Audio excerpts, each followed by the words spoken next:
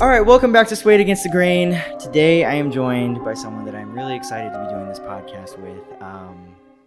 I've known you for quite a long time. It's been about like 5-6 years. 5-6 years. Yeah, something crazy like that. We served in the 82nd together. Mm-hmm. And we had a great time. We also had a bad time. We had the same time that everybody else had, you know? Yeah. But today we are going to be talking about femininity and kind of your personal take on your journey with femininity outside of the military, in the military, after the military, because you're not in anymore, but you did serve. And so if you could just kind of, introduce yourself and that's how we'll start. All right. My name is Hannah. I was a medic in the 82nd from 2014 to 2018.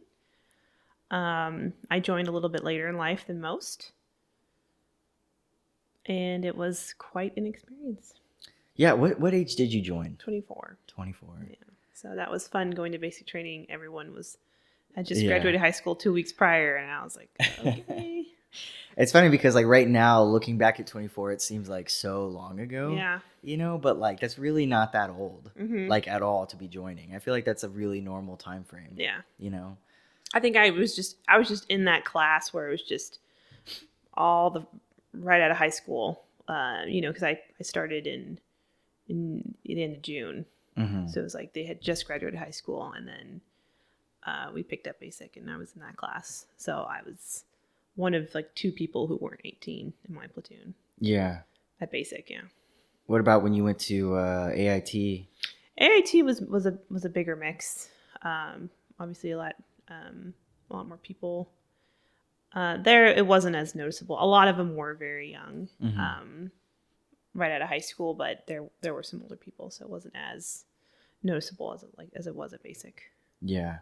And you already had your degree when you came in, too. I did, yes. I went to NC State and got a degree in biology and realized that I needed to do something else than just work the post bachelor degree job I was working. That was just kind of not very exciting, and I didn't really feel like I was going anywhere with it. And I don't want to call it a quarter life crisis that I joined the Army, but it almost kind of was, where I was just like, just let's join the Army, get some good experiences, which I did. I got some really great experiences out of joining. So yeah, that was a big motivator. I was in a job, I had a degree, I had a job that I didn't really like, and I kind of just wanted to do something more.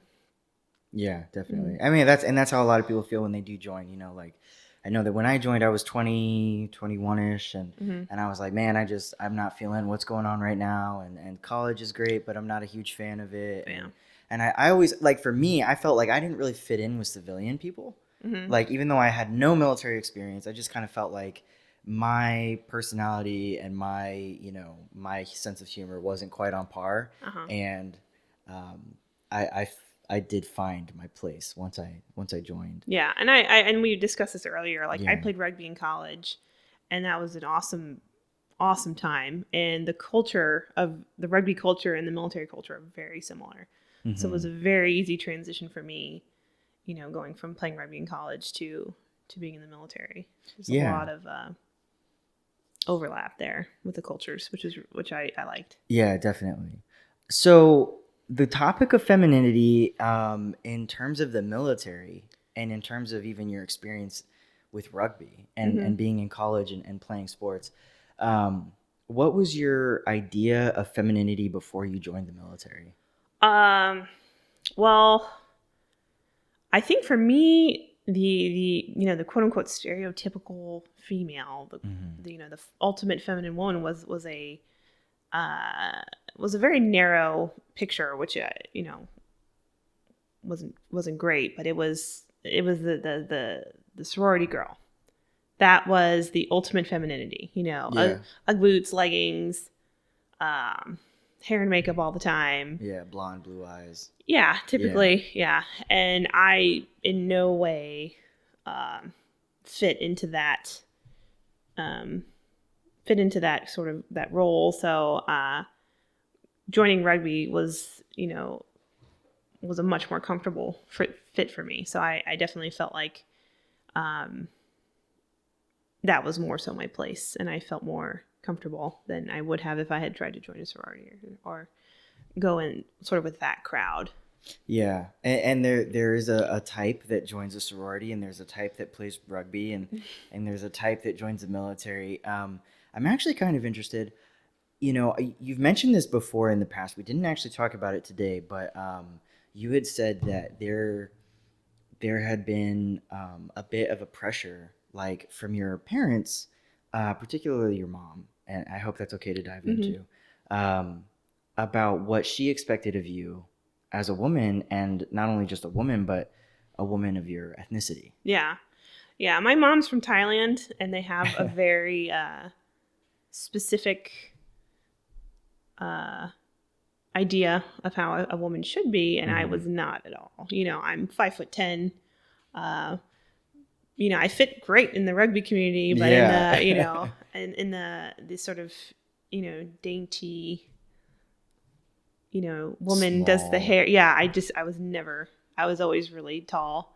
And so there was definitely some points of conflict there. Because, I liked, I didn't like to wear makeup, and I didn't want to, do the things that she thought a young woman should do. She did not want me to play rugby. She hated it. Really? Yes, she hated it. And she didn't want me to join the Army either. Yeah. But my dad loved all that stuff. Yeah. So, And he's an Army guy. yes, he is a retired Special Forces medic. So Yeah. we had a lot of things to talk about when I joined the Army. But he was all about that stuff. He loved that. So, my mom wanted me to learn how to crochet and stuff like that, and I wanted to read books and stuff like that. So he definitely much more in common with my dad than with my mom. Definitely. So you already had this like very diametrically opposed idea of femininity and the fact that women do have a sense of masculinity, because that's true. It's not just, oh, you're a woman, you're a man, you're a man. You can't have any femininity attached or masculinity attached to your identity, but you already had that kind of I would call it a little baby war. Yeah. Yeah, exactly. And I have four brothers. Yeah. So there was another big influencer for me there as well. So there was always a bit of a conflict there, an inner conflict with, this is what I quote unquote should be doing, and this is what I want to do, and it was usually two different things. Yeah. So you went from a rugby hardcore mindset, and like for anybody who knows the rugby community, like everybody loves the rugby community because they have like a sisterhood and a brotherhood. Yeah, it is within them. It's awesome. Yeah. It's some of the best people I ever met in my life, and I'm still friends with to this day. Are rugby players that I met, playing in NC State, and they're just awesome people. You know, and it's awesome when you go and you meet other teams. You play against other teams. You want to kill each other, for a game, and afterwards you go have pizza and beer with them, and you sing this. Everyone sings the same rugby songs, and it's the awesome sense of community that I loved. Yeah, which sounds so much like the Army. Exactly. Yeah, a lot of overlap. 100%. So not only did you join the Army, which is already like a not very womanly job, you became a medic, which could also be considered, if you're a nurse, a womanly job, but if you're a medic, not so much, because there's combat medics. Yeah. And then you joined the 82nd. I got that airborne slot in my contract when I signed up, because I was like, that's what I want to do. Because that was, my dad jumped, obviously, when he was in, and he would always tell us stories about it, and I just thought it sounded really cool, and so I was like, nope, I'm gonna go to airborne school. I'll jump out of planes. That's part of my job. So that was very, very, very, very few women going along with me. I think I had 100 people in my platoon, and there was 3 other women besides me. Yeah. So and when I went through, there were very few women as well. Yeah, and we started out with not a lot more, but a handful more, but they were gone by the end of ground week. So Yeah, so for anybody who's not aware, even if you have an airborne contract, meaning like you came into the Army and you're going to join and become an airborne paratrooper, okay? That's not a title that you get to just have. You have to earn it. You have to go through school. You have to pass all these tests. yeah, and you got to get your wings. Yeah. You got to get your wings. And so there's like a run you have to do. A basic PT test at the time was push-ups, sit-ups, a run. But then on top of that, you have like if you fall out of any of their activities, like the longer runs or a ruck march or something like that, they can kick you out. Exactly. They can kick you out for almost anything. Yeah. You know. Yeah. So. When I went through, a lot of people didn't pass the pull-up. And so they got kicked out. Yeah. Yep. So it's one of those things where you earn, and when you're going through that, there's so few females to begin with that either you do really well and stick with all the females, as a lot of people do, or you just get eaten alive by the pack of much older NCOs that are going through this school as well. Yeah. So, and that was kind of your. So when was your first introduction to the groundwork being laid out for you in terms of like, hey, you're a woman and this is going to be problematic? It was actually before I even joined. We have a family friend who was also a medic. She was a master sergeant. So Okay. so she was a family friend of ours, and I told her I was joining, and she's like, that's great. You're gonna get a lot of great experiences, but and I got the talk that every woman gets, at least as far as I know. As far as I know, too. Everyone, So the talk is when a female, typically NCO, who's been in a while, will either tell you before you join, like I did, or right when you get to the unit, that you have a choice to make, and that is, do you want to be a bitch or do you want to be a slut?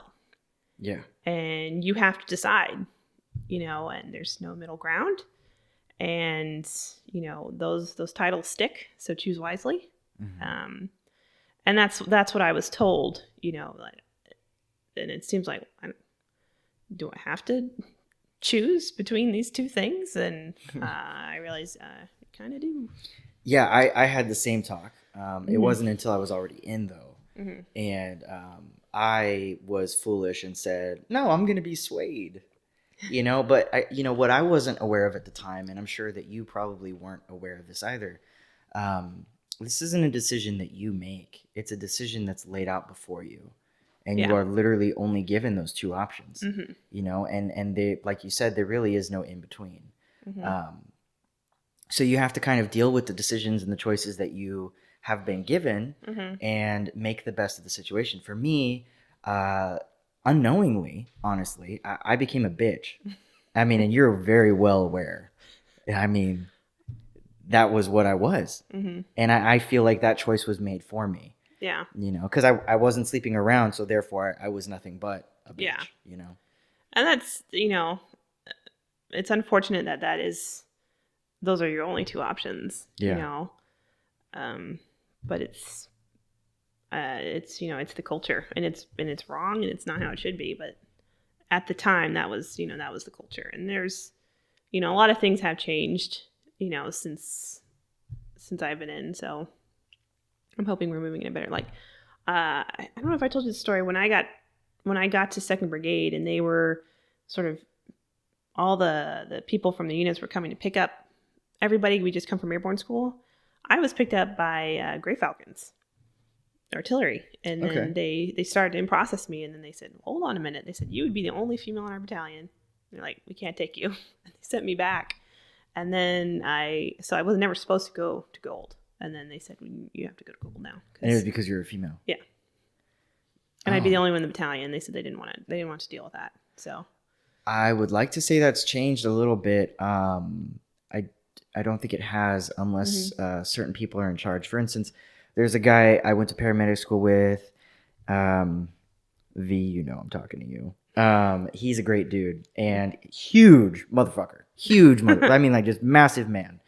And, he told me that basically he had said that there was a medic competition in his battalion, and I won't say what battalion or anything like that, but there was one female, and she beat all of the guys in that competition to become a line medic, Mm-hmm. meaning a medic that's with the infantry specifically. Mm-hmm. And when he picked her, he got a lot of pushback, Mm-hmm. and he said, "No, she's the medic that I want, and I trust her with my guys. And if it hadn't been for him, it probably would have gotten overturned." Oh yeah. So I'm not really sure, if it has changed that much. I know that he made that difference, which is Mm-hmm. awesome, but I don't know how many others are making that difference. Mm-hmm. So yeah, I'm not surprised that you were kicked out of there because of that. Yeah. But other than that, like what other groundwork kind of, once you did join, what were the next steps of groundwork? I mean, you learn a lot in basic training, and more than just what the curriculum they set out for you. Like I was telling you earlier, we had a drill sergeant. She was a woman, and she didn't like anybody, it seemed, but she really hated females, Mm-hmm. and she wanted to let you know. And she would do this thing. It was like maybe once a week, maybe more, maybe a couple times a week, where she would call us down, only the women, only females, and she would just, scream at us. We'd just be sitting there, and it was usually, I don't know what prompted it, but she was like, "You guys are a bunch of sluts. You guys are disgusting. You think you're cute, but you're freaking gross." And it would just go on and on. And I think the thing that shocked me the most is she was like, "By the time you're done with AIT, you're gonna be banged by 10 dudes in a dumpster." And That's crazy. yeah, and I remember thinking to myself, I was like, I know myself pretty well at this point in my life. I just don't really see that for me. And I was like, what is this lady's problem? Like, for the life of me, I did not understand why this was happening. Everything else about basic training, I understood why they were doing it. It made sense.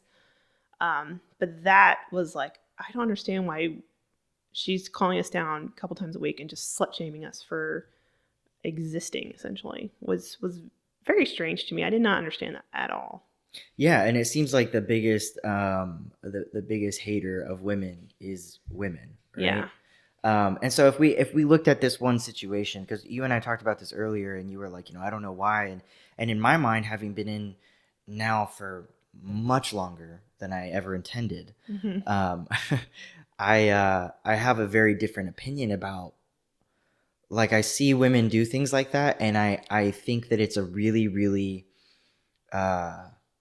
very not well thought out attempt of making a difference in a woman's life. Mm-hmm. At least in that one instance, I could see it possibly having been like that. I don't know for sure, because I wasn't there, and you heard it. You heard the tone, and oftentimes it's much more angry than like even I could possibly imagine. Because it sounds angry, but I have seen a lot of women.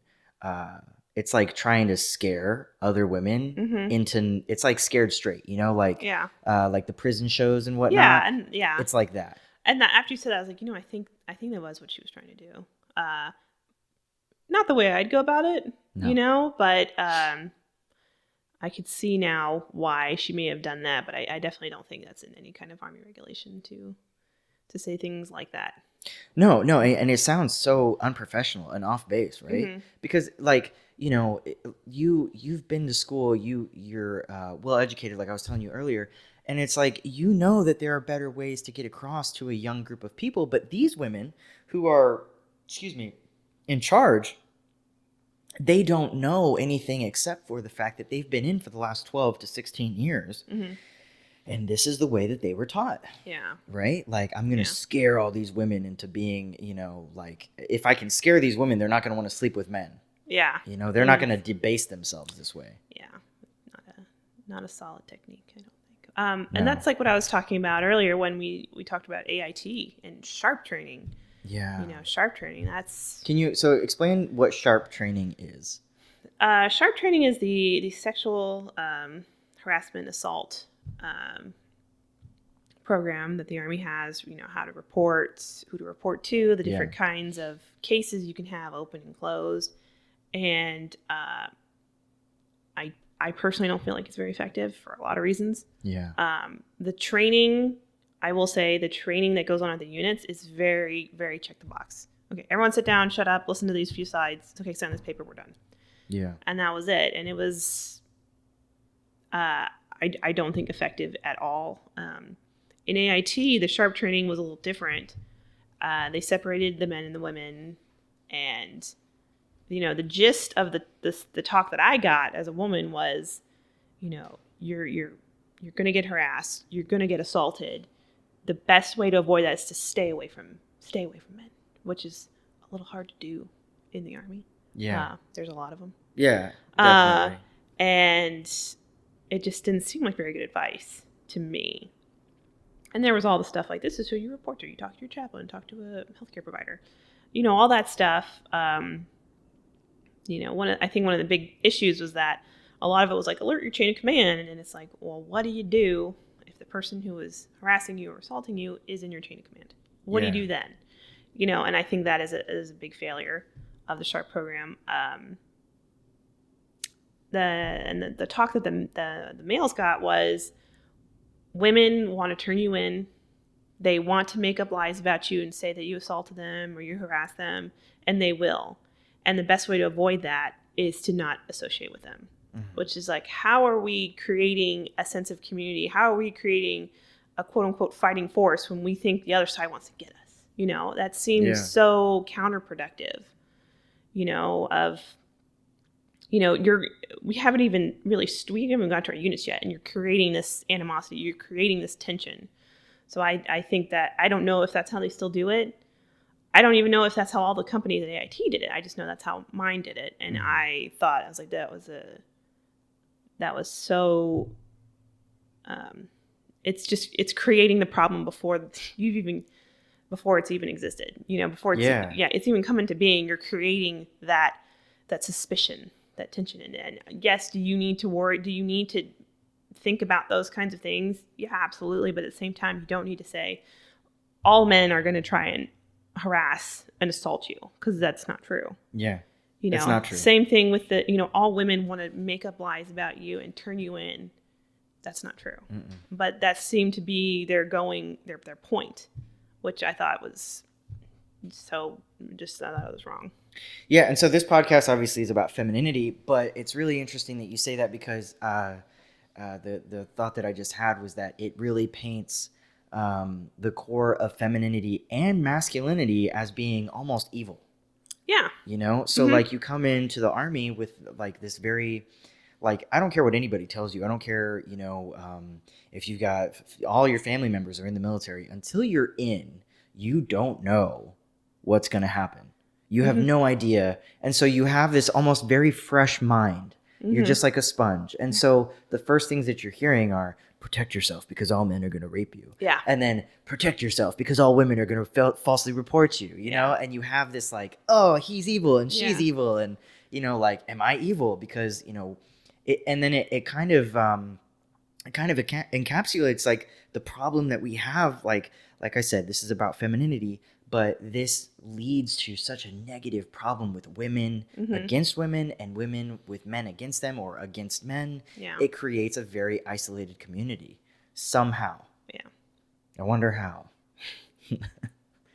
So that was your experience then in AIT? Yeah, and that was just sort of laying the groundwork for experiences further on, and just how I perceived them was, that was what I was coming. That was the training I was receiving, and I don't think that sets you up for success at all. Yeah.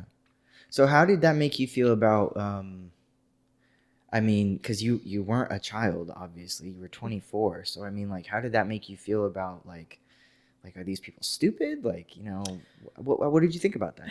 It made me angry, because I had, we had been with I'd been with, the platoon at AIT for a while, and I was like, some of these are really good guys, some of these women are really great women. Why are we, I didn't understand why we were demonizing the other side. I was like, there are people that sexually assault and harass people, and those people are obviously bad. And, you know, there are women that may falsely report, and that's also bad. It's like, but, you know, to say that the entire other gender wants to do it is, you know, all men want to, you know, all men do not want to do that. You know, all women don't want to do that. So it was very frustrating for me, because I was hoping that, you know, I was hoping that, you know, my peers weren't taking it as seriously as I was. Their sharp training. Obviously, you know, assault and harassment, you obviously should take very seriously. And false reporting, you should take very seriously. But the message of everyone's out to get you, I was hoping that they were like, whatever, just like me. Because it was ridiculous.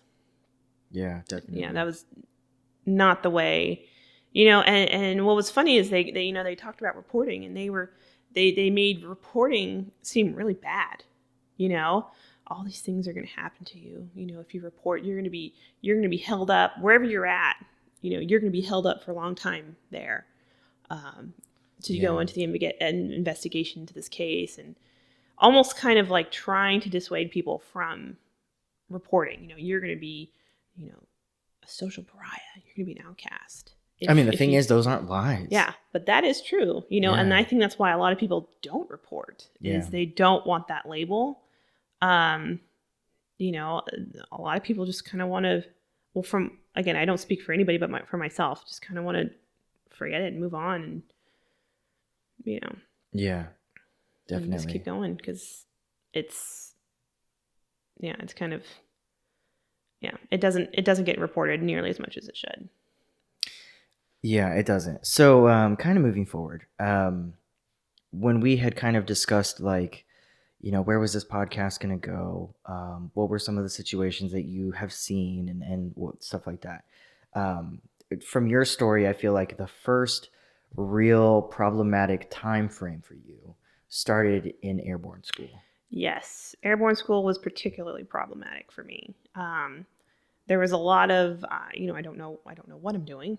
You know, I don't really know how the military works yet. I've been, you know, it's been drilled into my head. You know, NCOs.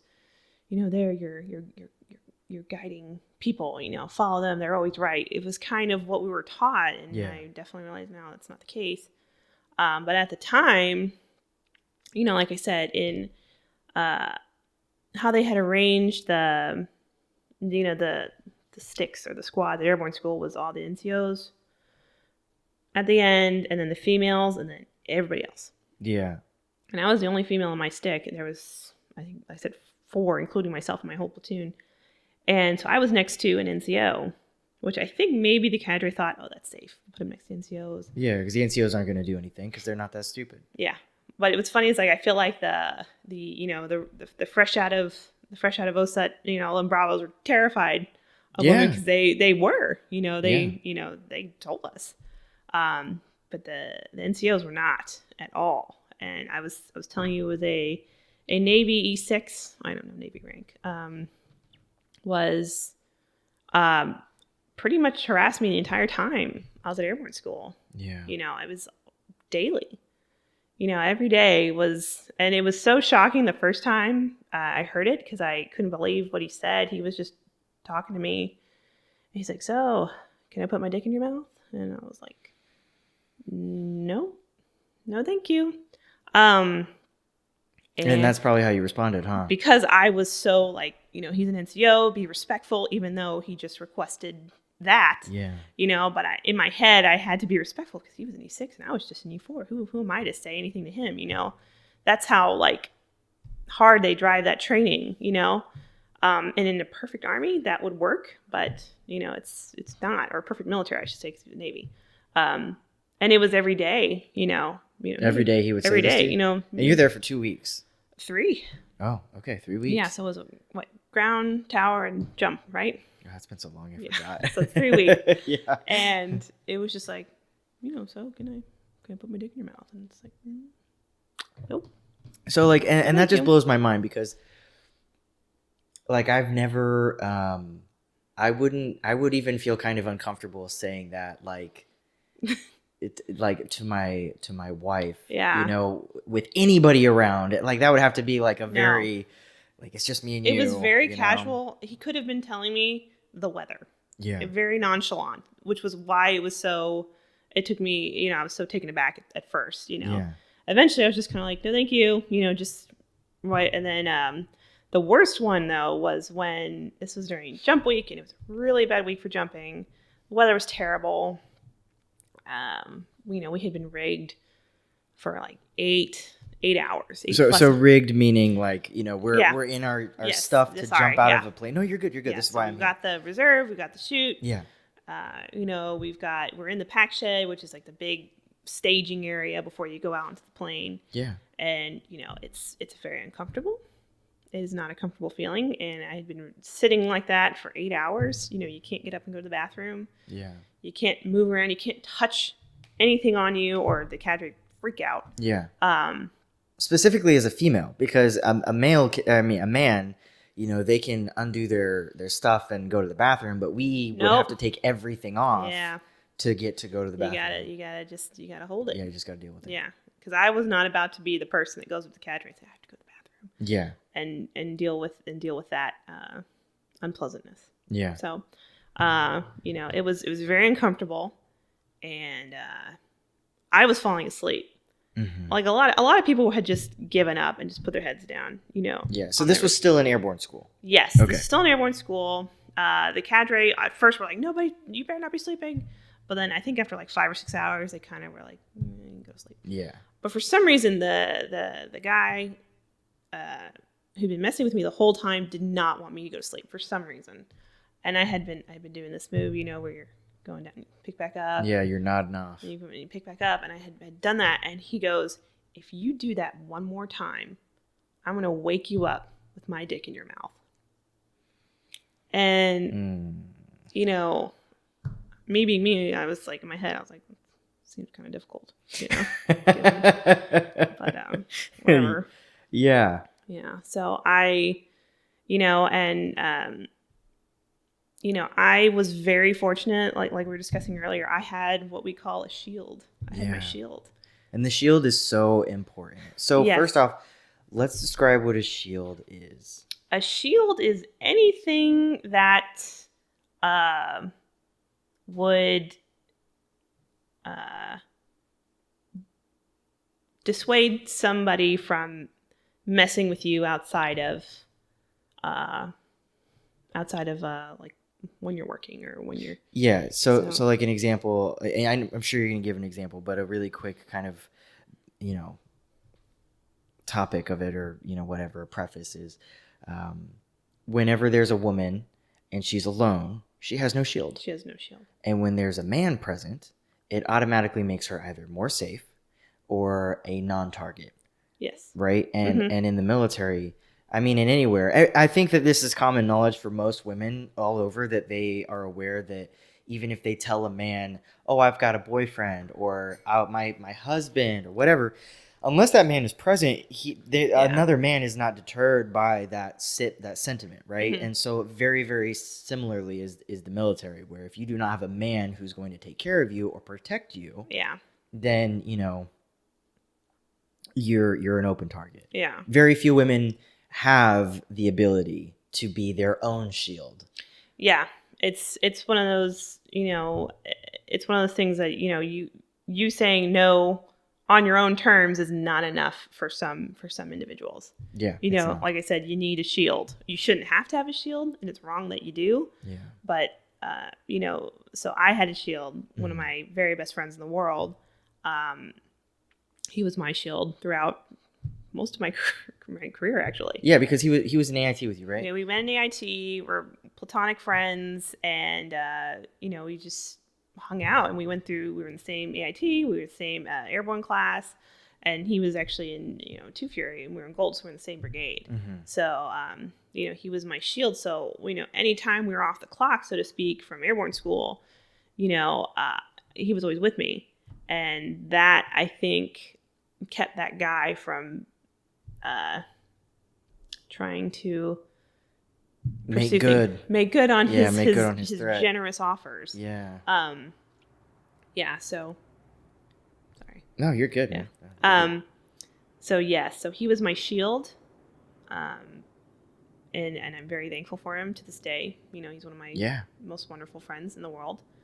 But yeah, it's unfortunate that and there's shields can take many forms, you know. Yeah. Like, you know, I had my own shield. My shield was being a really mean, raging prison lesbian. You know, like and I've never been to prison, never been in a gang, never been anything like that. But I got the comment often that I looked like a prison lesbian, and I was like, yeah, whatever gets you to stay the fuck away from me. Yeah. You know, like if that makes it so that you know, before I had transitioned to male, obviously, you know, like I didn't transition until I was 25, so I'd been in the military already for like 5 years, almost 6 years. You know, like before that time frame, I had to protect myself however I could. Yeah. And that's where that bitch or slut mentality comes into play. And when I was told the bitch or slut mentality was already when I was at my unit. And, you know, I like I said foolishly, I was like, I'm just going to be swayed. Like, no, I'm going to be a bitch. Yeah. Because the only way to keep myself safe is to be a bitch. And even with that, it became a challenge for some men.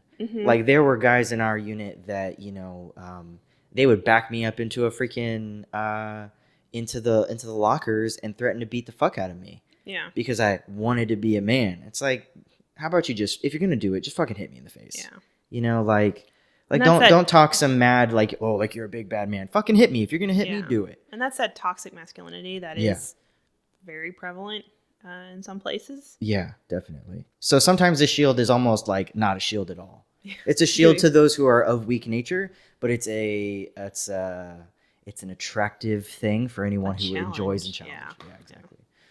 So it's a really unfortunate way to have to look at it, but it really brings into mind the vulnerability of being a woman anywhere, but really in the military. You know, because our experience is primarily in the military. There's a huge vulnerability when you don't have that shield. Yeah. And, you know, I am sure you've seen what happens to a, you know, brand new private who has no idea, you know, who had that same mentality that I did, you know, NCO says something, you got to do it, you know, tells you jump, you say how high. And that was my mentality coming out of AIT. And I didn't even factor in the idea that they could possibly be taking advantage of their rank, you know. Yeah, that human component. I took that out, and because you know that's what you're taught, you know, that is not a component to things, how things run. Yeah, because we're taught the NCO creed, and we're taught that you know, I'm not going to spew the NCO creed right now because that'd just be some dumb bullshit. But like, you know, if you're not aware of what the NCO creed is, go look it up. It makes NCOs who are in charge of us seem like these godly, heaven-like creatures who are there to help you in your time of need and will never take advantage, and they will always make sure that you are taken care of before they are. Yeah. And there are a lot of really wonderful men and women who live up to that creed. Yeah. But there are a lot of men and women who do not. Yes. And it's and you know, when you go through training, you're taught that, you know, those are your mentors. That's you know, they are shaping you into, you know, the soldier that you want to become, you know. So and I feel like certain NCOs, while most of them that I have met were fantastic people and they lived up to that creed and they lived and died by that creed, there were some that did not. And they knew that, hey, this brand new private just out of AIT doesn't know anything. So if I tell her that I need to go in her room, she's not going to tell me no. Yeah. You know, and that happens. Yeah. Anybody who's been in the military and lived in the barracks knows that there are those creepy NCOs that come knocking, or even not an NCO. They just outrank that person by a little bit, even one rank, and they're knocking on the door at like 2 a.m. Yeah. Oh, I've got to do a barracks inspection. Yeah, I think my favorite, because they come up with a lot of funny things. Not funny. They come up with a lot of reasons to come into your room. But the one I heard that was the most ridiculous was, I need to use your shower. That was the common one for that particular individual. Yeah. I don't want to go all the way home. I need to use your shower. You know, and when I heard, when it had to come out that was their way in, I just lost my freaking mind. Yeah. You know. And you know, when I heard about that, so this one particular guy that we are talking about was very predatory. And we're not going to just talk about male predatorial behavior. We're also going to talk about female predatory behavior because there's a lot of very female, just a lot of really shitty female NCOs that take advantage of their rank as well. But this one particular guy, I was always amazed because like females would come up to me and they'd be like, oh, specialist at the time or sergeant now, he came in, he said that he asked me if we could go work out, and we would go work out. And he'd spend special attention to like what my parts of my body were that I wanted to work out. And then we'd come back and he'd be like, oh, can I use your shower while I'm here? Instead of just going back to his room that was also in the barracks. Yeah. I mean, and that was the end. Yeah. And it's shitty because like a person that's listening to this could be like, oh, well, how did they not know? They're a fucking idiot. It's like, no, when you're brand new, when you have that mentality and you don't have the experience to critically think about what's happening. Yeah. You say, again, you fresh out of AIT, you've only been around your instructors, and you don't question that. Yeah. I wouldn't, and that's the thing is I was like, that's scary because if Staff Sergeant so-and-so came to my room when I was brand new to the unit and he said, I need to come into your room, I would probably say, Roger, Sergeant, come on in. Because I wouldn't know any better. I didn't have the experience to say, what is the purpose of this? Why is there not, if you shouldn't be coming into a room? Is there a female with you? Is there somebody with you? Yeah. I wouldn't know. And, we talked about this earlier, but after I became an NCO, I was unmarried, so I was still living in the barracks. Mm-hmm. And I had other NCOs from different companies in our battalion asking me, hey, you're like the only female NCO that lives in the barracks. I have a brand new private who just moved in, and Sergeant so-and-so is showing up at her door, wanting to come into her room, wanting to use her shower. Can you be my cock block? And I'm like, absolutely. I will be the barracks cock block, and I will freaking love it. Yeah, I think the other person who had that role was Solomon, who I did a podcast with. She also had that role of being a cock block for a lot of guys. And because she didn't want other women to go through the same thing that she had gone through.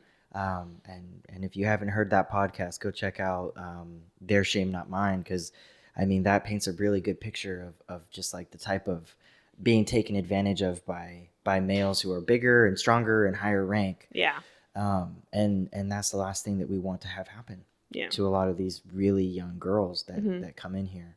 The other thing too about like I think it was correct me if I'm wrong, you probably know better than I do, but I think it was Stanley Milgram who ran an experiment for psychology on people's willingness to obey authority. And the experiment is basically set up like, okay, there's somebody on the other side of this wall and they're screaming for help, but there are a couple of people that are telling you that are your bosses that you're going to continue zapping them even though they're screaming for help. And the majority of people continue to zap the people on the other side of the room. There was nobody else on the other side of the room. It was a tape player. Yeah. They were testing people's willingness to obey authority when they were going to either get in trouble or, just people's general idea of authority. So it's like if these people are willing to cause physical harm to someone they don't know because an authority figure is telling them, imagine knowing the authority figure and the authority figure telling you, you need to let me in. Yeah. You're not going to question it. You're not going to question it at all. You say, come on in, because you don't have the experience, especially, like I said, brand new private, you're young, you just came out of IT, you don't have that experience yet, and, you will let them in, and because it happens. It has happened, Yeah. And so that's why I had these NCOs saying, can she text you when he comes by so maybe you can intercept that? Absolutely. I would love to. Yeah. Because it was at our unit, every brand new female was fair game for this guy, and he would every single one of them. Yeah, so there's a flip side to this that women I don't think talk about very much, and that is that when there is a brand new female, they have the potential to make all of the females look bad, right? So like, great, another female comes in. If you sleep with all these guys, you're going to make us look like shit because we've already been through this. We've already made our mark. We already have a functioning relationship with all the men and women in our company. and now you're going to come in and upset the balance, Mhm. which is part of that kind of weird feminine problem that we run into, where your worst enemies are females. Because like I think there are a lot of women that are like you, where they become the maternal instinct, or the maternal person who's like, I'll take care of you, I'll protect you, I'll make sure that you're safe, I'll make sure that nobody's coming around. But then you have those other females who are like, oh, I knew she was a slut. Yeah. And that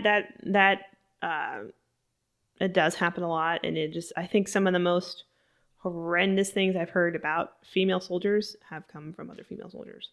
It's every insult is sexual and degrading.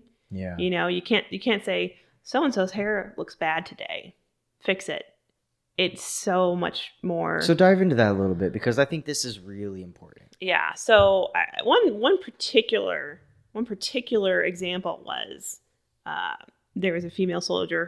Her bun was messy. Her bun was usually messy, but it was particularly messy that one day. And for those who don't know, having a really tight, smooth bun is like everything. It's like 100%. Yeah. So it's like the guy who shows up, his uniform's all rumpled, and his haircut is shit. Haircut didn't shave, miss parts on his face, and you just assume that guy's a shitbag, right? Yeah, your appearance means a lot in the military. And that's the same thing for a female. If you show up and your bun is like not slicked back, not tight, and it looks like crap, people are going to assume a lot about you. So this particular female had a pretty rough bun one day, and instead of saying, "Hey, your hair you need to go fix your hair. It looks like crap," or something even more polite, Yeah. "Fix your hair. It's not very tidy today." Yeah. I heard a female NCO say, "Hey, it looks like an entire infantry battalion just ran a train on you. Fix yourself." Which is like, you have to put it like that? Of all the ways to put it, you gotta put it like that? Yeah, I personally hate this woman with a passion, fiery passion. Yeah, and it's one of those things where it's like you could just keep going with examples. Yeah, and this is like, for me, this particular woman is the epitome of negative female NCOs, because like, you would think this one particular NCO, she's still in Bragg. You would think that she would be better to her female soldiers, because she would want them to be stronger and stand upright and walk with absolute confidence and know that they are there and no one can take their place, because only they can do the job that they are meant to be doing. Mm-hmm. And that was just not the case. I mean, she was cruel and demeaning, and she used women's weaknesses in particular almost as if to bolster her own womanliness and her own femininity. You know? And I didn't like how every insult was always tied to this particular woman. Like, if she was insulting a soldier, she wasn't just insulting a soldier. She was also calling her sexually promiscuous, in her insult about X, Y, or Z. Yeah. And it's like, why do you have to make every negative comment sexual? Because it's like, you're further demeaning someone when you do that. Yeah. Like, instead of saying your hair looks like crap, you said what you said, which was terrible. Mm-hmm. So it's like, why do you have to go that extra mile to further demean someone? There's nothing wrong with saying, "Hey, you're jacked up. You need to fix yourself." Even if you said, "Listen, you look like absolute dog shit." Yeah. Go fix it. Fix it. That's way more acceptable. Yeah. I'm cool with that. You can tell me I look like dog shit. Like, yeah, well, I do. Yeah, because again, you have to maintain a certain appearance. Yeah. So I don't think on the spot corrections are bad. I think they're important, but to take them and to put a sexual spin on them when there's no need, you look, your dye job looks like you're a prostitute. It's like, why? Again, you could have just said your hair dye is not the right color. It looks unnatural. It's not in regulation. You need to change it. It's now you're a prostitute because your hair. Yeah, and these were things that she would actually say. Yeah, and it's like you're not only you're demeaning someone, and then you're sexualizing how you're demeaning them, which brings them even lower, and that is a total power trip to do that. Yeah, 100%. And so and the other thing about that is that it sets the tone for the men, because men are like, oh, okay, so Sergeant First Class so and so, who's a female is talking to these females this way, this must be normal for people to talk, because it's like they, a lot of these kids are like, not 16, 18, 19, 20 years old. They really don't know how to talk to women yet in a professional manner, because that's something that you have to learn, how to talk to anybody in a professional manner. Yeah. And that conversation piece that she would use, so like those two were people that were the two young females that she would talk to like that. They were both single females. They weren't married at the time. Okay.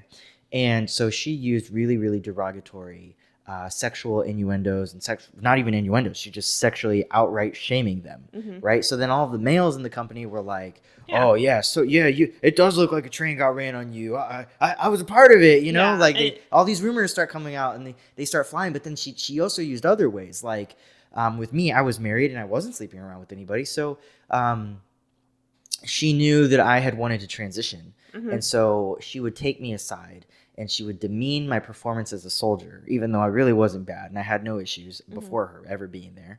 And then she would tell all the males, well, of course I treat, Perez badly because Perez wants to be a man. So I'm just trying to treat him like I would a man. But she never treated any of the men that way. Yeah. She never demeaned them the way that, there were some men that she did, but she also, when she did attack men, I remember one time she said, I bet you won't fight me because your dick is small, to a man. I'm surprised he didn't deck her in the face. I would have decked her in the face. Yeah.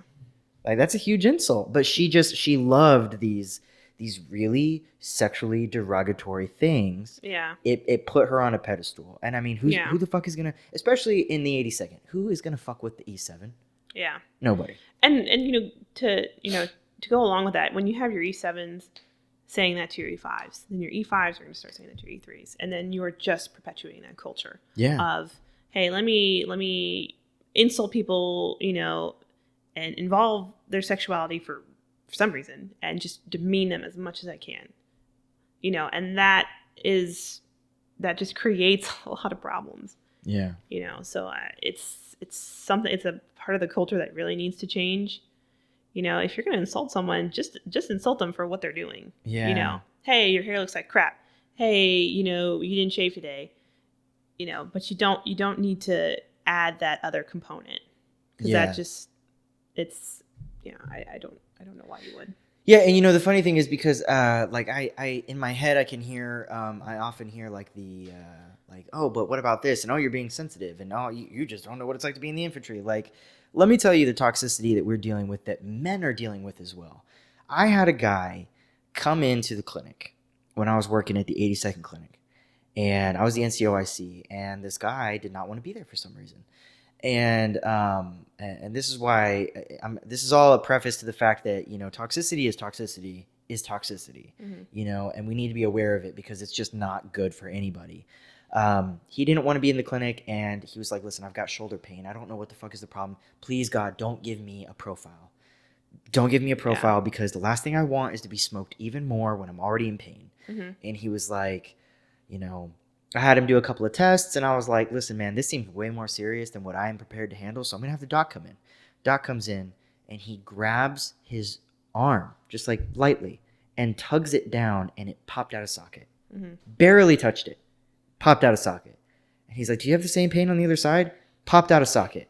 This guy was getting smoked so much that his fucking arms were popping out of socket, and he didn't want a profile because he knew that if he had a profile, his squad leader would smoke him more. And it's like, is it sensitivity, or is it like gross abuse of power? Yeah. Which one is it? Because it's only sensitivity when someone else is going through it, but when you're going through it, it's rational, logical thinking. That's bullshit. Yeah.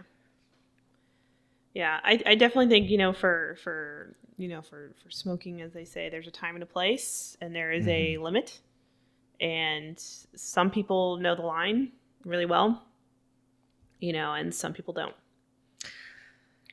Yeah, I did not get dropped often, but when I did, I fucking deserved it.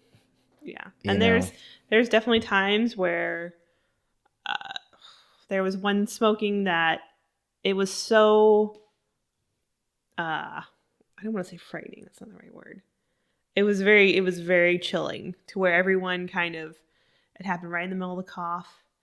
and someone was being smoked down below. The NCO was up above screaming the commands to the guy in the cough, and it was so intense and a little terrifying that everyone kind of drifted away and just kind of were like, let's just go. And everyone just kind of quietly slipped away, and just that one was pretty intense. Oh, I don't even know what. I'm sure that happened before I was in that particular. Yeah, it was interesting, to say the least. Yeah. Yeah, but like I said, there's a time and a place, and there is a limit to those kinds of things. And I think some people don't know where the limit is. Yeah, definitely. So, kind of coming back then to the femininity thing. I don't know about you, but I felt like it was my duty to make sure that the women that were in my company were strong women. Mm-hmm. And I talked about this kind of in the masculinity podcast that I had just done, which is, I basically said that there were times that women would, like men would come up and take the bag that they were carrying, Yeah. and I know that you never let anyone do that. But those are signs of weakness, Yeah. that women are very aware, Mm-hmm. especially once you've been in for a little while, you're very aware that you are being shown a sign of weakness. Yeah. And there were a couple of times, actually, with the same woman, and she's doing great in the Army now, I have no doubt. But there was a time that I would have her dragging it's called a skedco, right? Mm-hmm. And it's basically like this long litter, like a thing you put a patient on, and it drags on the ground. It makes it really easy to transport people. So she was dragging this with a male. Mm-hmm. Okay, so a male and her were both dragging the same sked. And I remember we were in the field, and she stopped dragging it and was like, I don't want to do this anymore. And she just started throwing a fit. And I was like, I thought you fucking believed in equal opportunity. Yeah. Like, what the fuck are you doing? Pick their shit back up. She picked it back up. And then I actually watched her make herself throw up so that she could go home. And that really like disappointed me. Yeah. Because like that's a sign of weakness. And, women in particular, they don't get any second chances. Like once you show that sign of weakness, Yeah, you are nothing but weak. You can't come back from it. Yeah, unfortunately, that is the case. You set the precedent early. Mm-hmm. If you roll up to the unit and you're already on a profile, and even if it's for a legitimate reason, people are going to make that association. If you constantly try to get out of things, we talked about, what was the word we used? To thrive. There you go. To thrive in the 82nd. Because I can't speak for the entire Army, but I can speak for my experience in the 82nd. To thrive in the 82nd, you got to be tough. You gotta be okay with taking some crap, because you're gonna get it, and you gotta have thick skin. And 100%. And you cannot complain. You cannot complain. As a woman, because once you do, you can have your male counterpart complaining all day long, and it's fine. But as soon as you say something, it's game over. Mm-hmm. And then everyone's like, oh, they're a shitbag. Look at her. She doesn't have to do the ruck march again. So it was better to, at least in my opinion, to just kind of suck it up, and just deal with whatever was happening, and to not complain, or to complain as little as possible, or at least complain less than your male counterparts, and just try and do everything to standard as best you could. Because if you were that person that was always on profile for all, we have 12-mile ruck, oh well, I'm gonna go get on profile. Mm-hmm. We have a PT test, well, I'm gonna go get a profile. And there's nothing wrong with people who are on profiles, but when people use them to get out of things, and then because males do it too. Males do it just as much as women. Oh God, yeah. But when women do it, it's a much bigger deal. Because they're looked at as like, it's because you're a woman. It's not because you actually have something wrong with you. Yeah, So it's, it's one of those things you really do have to have very thick skin and be tough, and to try not to let things bother you, and you cannot complain, and you cannot try to get out of things, because once you start doing that, I don't know anybody who's like how do I explain this? Everyone I know who came early on at the unit was one of those people who tried to get out of things and was always on profile and really didn't really ever work. Were like that the whole time. Mm-hmm. But everyone I knew, all the women I knew who came in strong, came in hard, did not, did all the work that was asked of them and then some, didn't complain, got the job done, had the thick skin, was able to deal with the problems, were like that the whole time. Mm-hmm. So the precedent is set pretty early, and it's usually pretty consistent from my experience. Yeah, I would agree with that. People. I think there was only one person who was viewed as being a shitbag, and that was because of her relationship with one of the NCOs that she did have in another company. Mm-hmm. She was just perpetually looked at like a piece of shit, no matter what. Yeah. Even though she didn't complain, even though she always put in the work. Yeah. The other thing that was working against her was that everybody thought she was extremely attractive. And that's a great point. If you like we talked about appearance being important, and then things beyond your control. Like if you're a petite woman and you're very pretty, that works against you. Mm-hmm. That will not help you. It works against you in the overall. Yeah. But if it's like one NCO in your chain of command thinks that you're attractive, they're gonna give you everything. Mm-hmm. So it's kind of a double-edged sword, Yeah. It's you might get special treatment, but everyone else is going to think things about you that are probably not true. Yeah. Just because you're a petite, good-looking woman, that could be bad for you. It can be. Just like, you and I, we're both, like, before I had transitioned, we're both very tall. Yes. And we were taller than everybody in our company. You were a little bit taller than me. Yeah. And, I mean, that was a problem. That was a problem for me, I think, more so than you, because you still had a very feminine quality, which was that you loved to bake. I do like to bake. And so you won people over with this, like, immense... like sweet capacity. I know, and that wasn't intentional. And I don't think it was ever. I just really like to bake, and I like to give people the things that I bake. I mean, know that's there was a man in our unit who, he got out obviously, mm-hmm. but he also liked to bake, and he would bring a ton of things too. And I mean, but his personality wasn't. Yeah, I would like make stuff in the barracks and have give people barracks snacks because I just like to cook. I mean, and that's just playing to who you are naturally. Whereas, like for me, I had no baking skill whatsoever, and that is not my personality. My mm-hmm. personality is to come to work, do my fucking job, go back home.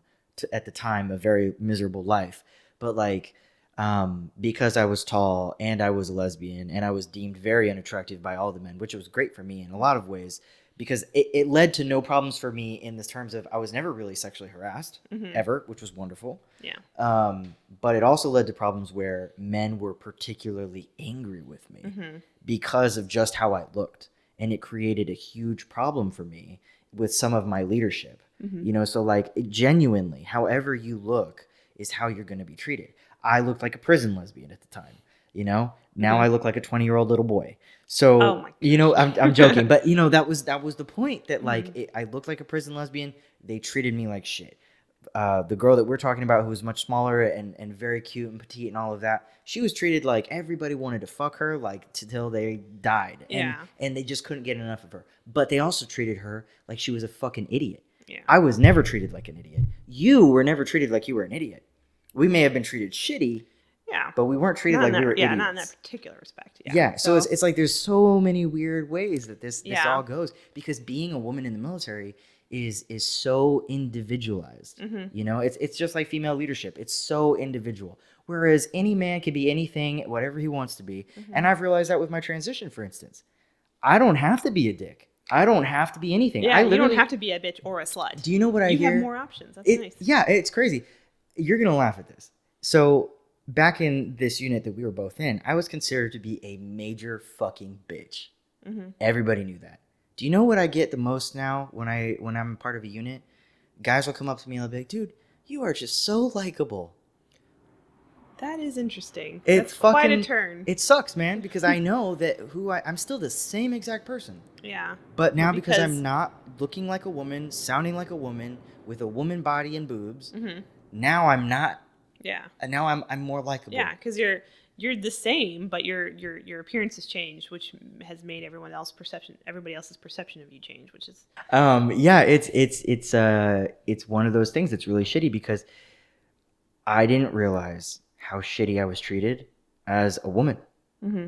And it wasn't until I transitioned that I saw, like, even more so that women truly are treated, I wouldn't say like second class citizens, but you're not treated great. You definitely are treated differently. And then what's almost kind of funny about it is people are surprised when you can perform as well as your male counterparts. It's shocking to them. I have a great story about that. I really wanted to talk about it. Yes.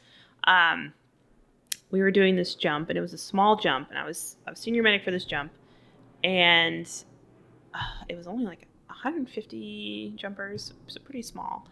And so I'm in, my FLA. I got my driver and I got my TC, and I'm stationed up, the end of the drop zone with GZSL. So let's really decode that whole sentence really quick. Yeah. It's okay. So basically, it's like a field ambulance, and you have a driver, the person driving, and a person who's like in charge of the vehicle, who's on the passenger side. Mm-hmm. And so they are going to a specific point where they're going to watch all of these people jump from an airplane onto the field, and she's the senior medic. Yeah. So meaning she's in charge of the entire medical operation. Yes. So you're assessing, do we need to evac people? Do we have enough field ambulances on the ground for the airborne operation to continue? Yeah. So it's a lot of moving parts. You work with the drop zone safety officer, to make sure that the operation is being conducted in a safe manner. That's a great, yeah, perfect. So I was up there with them. I had two FLAs, two ambulances out on the drop zone staged. And the first lift comes by, and there's, as is so often the case, there's a major gust, huge gust of wind, right when jumpers start going out the door. So we have all these people falling together, and then your number one jumper is like way. So he was going the opposite direction. Yeah, got caught in the gust. He was not falling. Everyone's kind of supposed to fall together. Yeah. And he was way, way out there. Yeah. And when you're stationed at the end of the drop zone, you're supposed to be where no jumpers are gonna land anywhere near you. Yeah, because your job is to manage, not necessarily to provide care. Exactly. Yeah. We whenever we would take the trucks out, we always had them stocked. Even if we were in a capacity like I was a senior medic, you always had all your equipment in the truck regardless. Yeah. So we had everything we needed, but we weren't there for that. We was there for the safety part of things. And so this one guy, he's coming down. Everyone's falling this way. He's way, way out there. And he crashed, like his sides smashed into this berm way far away from where he should have been. Mm-hmm. And we were kind of like, shit, Yeah, that's a serious, it probably looked like a really serious injury. Yeah, it looked because any medic who's worked on a drop zone can tell you that you can watch them as they're coming out of the bird and say that's probably going to be an injury. Yeah, you just know. Yeah, before they even hit the ground, you're like, someone should go towards that guy. CJOAX 2015 is probably the best example of that I can think of. So, he crashed in this berm on his side, absolutely not the way you're supposed to fall, but because of just how the wind was, and he wasn't anywhere near where he should have been. He crashed into a berm on his side, like I said. And so me, the driver and the TC just kind of were like, okay, we need to go check on this guy, because he was really close to us, which was not how it was supposed to be. So we run up to him, and it's this lieutenant colonel, so it's like, oh. And he is clearly very messed up, both in his speech and his injury looked, his leg looked displaced, essentially. Your leg doesn't look like it's in the right spot, which is, turns out he had a pretty nasty femur fracture. Mm-hmm. But the point of the story is that it was me and a female medic who is a very petite woman. She's very small. And me, we had loaded this guy into a litter. Our driver had put the Oh my God, what is it called? I'm blanking. Which part are you talking about? Oh, the thing that goes on the leg. Yes. Oh Yeah, my God. I'm even a medic. Like we're Come on. medics, right? Yeah. Yeah. He put that on, and we had, we put him onto the litter, and we pick him up, and me and the other female medic are by his head, and our driver, who's a male, was carrying him at his feet, and this, Which is the lightest part of the body when you're carrying somebody on a litter. So me and the other female medic were carrying him, and he's looking at us. So granted, he did have a pretty serious TBI. Yeah. No So, doubt. and if you ever come across somebody jumping with a TBI, their behavior can get their personality weird. Can be completely just be different. very strange. And they say and do very strange things. And he's looking at us, and he's just like in awe, essentially. And he keeps looking back and forth, and he goes, How are you carrying me right now? He's like, You're girls. How can you carry me right now? I'm so fat. Yeah. And I was like, Sir, you're not that fat. and the other female medic was like, What do you mean we can't carry you because we're girls? Like joking with him. And he's like, No. I love girls. Obviously, a lieutenant colonel will not speak to like that ever. Yes, yeah, in that way. He was pretty fucked up. Yeah, he was pretty messed up.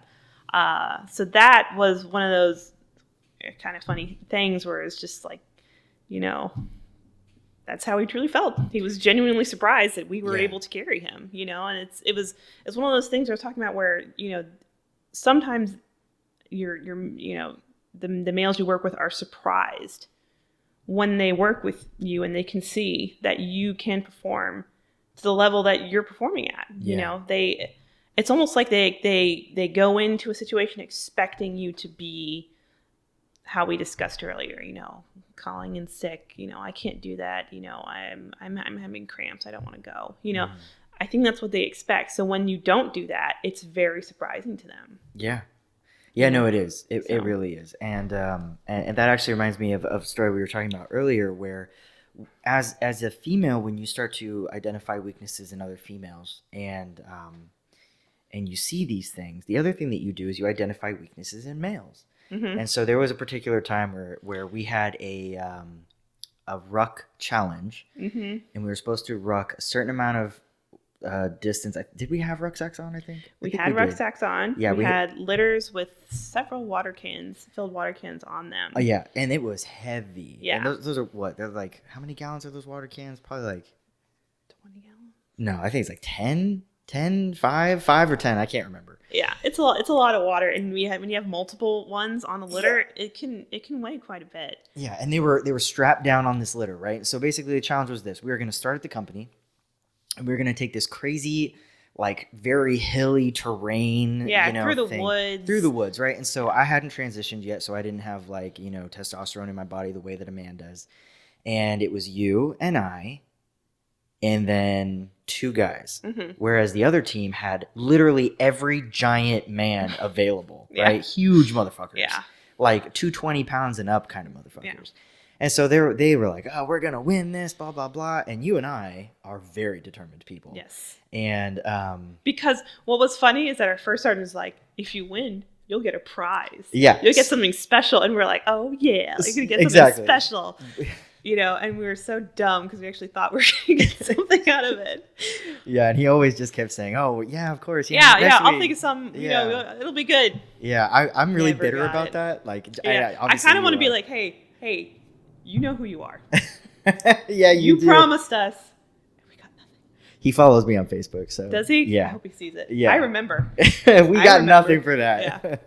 Yeah. Anyway, so we had a really good there was a guy on our team who could ruck like amazing. He was just amazing at it. Yeah. And so he set the pace for our ruck group. Mm-hmm. And here we are, you and I and him, just carrying this ruck, and we had this guy with us who was a newer private. Mm-hmm. And he was bitching the whole time. We weren't complaining at all. Yeah, he was just crying the whole time. Literally, he was crying. I could not, it was one of those things. It was like, how do you have this much energy to complain? This is tiring for me. I don't even want to talk right now, because we were carrying it over obstacles. I think the worst part was when we had to carry it under the barbed wire in the mud, and the mud smelled terrible. And then we were we won, and then we ended up being the only team that actually went under the barbed wire. Yeah, they didn't make anybody else go out through it. Yeah, but we did, and we still won. Yeah. And he just cried the whole time.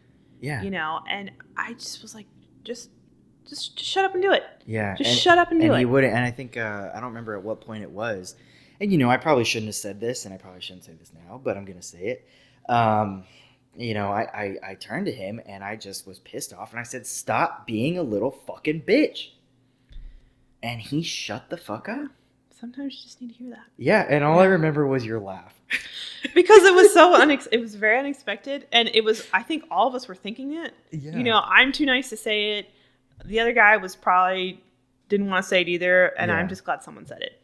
Because, you know, we were in the lead, and we wanted to keep our lead up, and he just wouldn't shut up. And it was just, you just need to shut up. Yeah, and it's like if we, you know, who do not naturally have the testosterone coursing through our veins can do this, you can do it too. Yeah, exactly. You know? And I think he had come from, he was like a Ranger candidate fail-out, I think. Something like that. Maybe SFAS. So it's like, you know, you obviously, like, you had enough to make it through partway. So, like, why can't you do this? Yeah, we're in a normal unit. Yeah, we're a normal unit. You have 2 females on your team, you know. You shouldn't, you know, it's one of those things where it's like you would think it would be me or you complaining the most. Oh, yeah, 100%. But it wasn't, you know. Because we'd spent so long in that unit that we knew that, you know, I mean, 1, complaining will get you nowhere. Yeah. And 2, it's going to make you look really good. You're going to, there's a really, really amazing feeling that you get from knowing I didn't complain throughout this. Yeah. I fucking did it. Like, I had no problems. You know, I never, ever did anything that made it feel like I didn't earn. Mm-hmm. You know, my position in that company. Yeah. Or that and that's one of those really things I like about the Army. There were so many times that I thought to myself, I cannot do this. Yeah. You know, whatever it was. And then we would go out and we would do it. And I was like, maybe I can do more than I think I can. You know, and that was a good lesson for me personally to learn was, you know, you are, you know, you're tougher than you think you are. You know, you can do more than you think you can. You know, and so that was a good lesson for me. But going back to what we were talking about, it's, you know, you would think it would be the females complaining more when in our unit more often than not it was the guys who were crying about something, you know, more than the women were. It was just funny.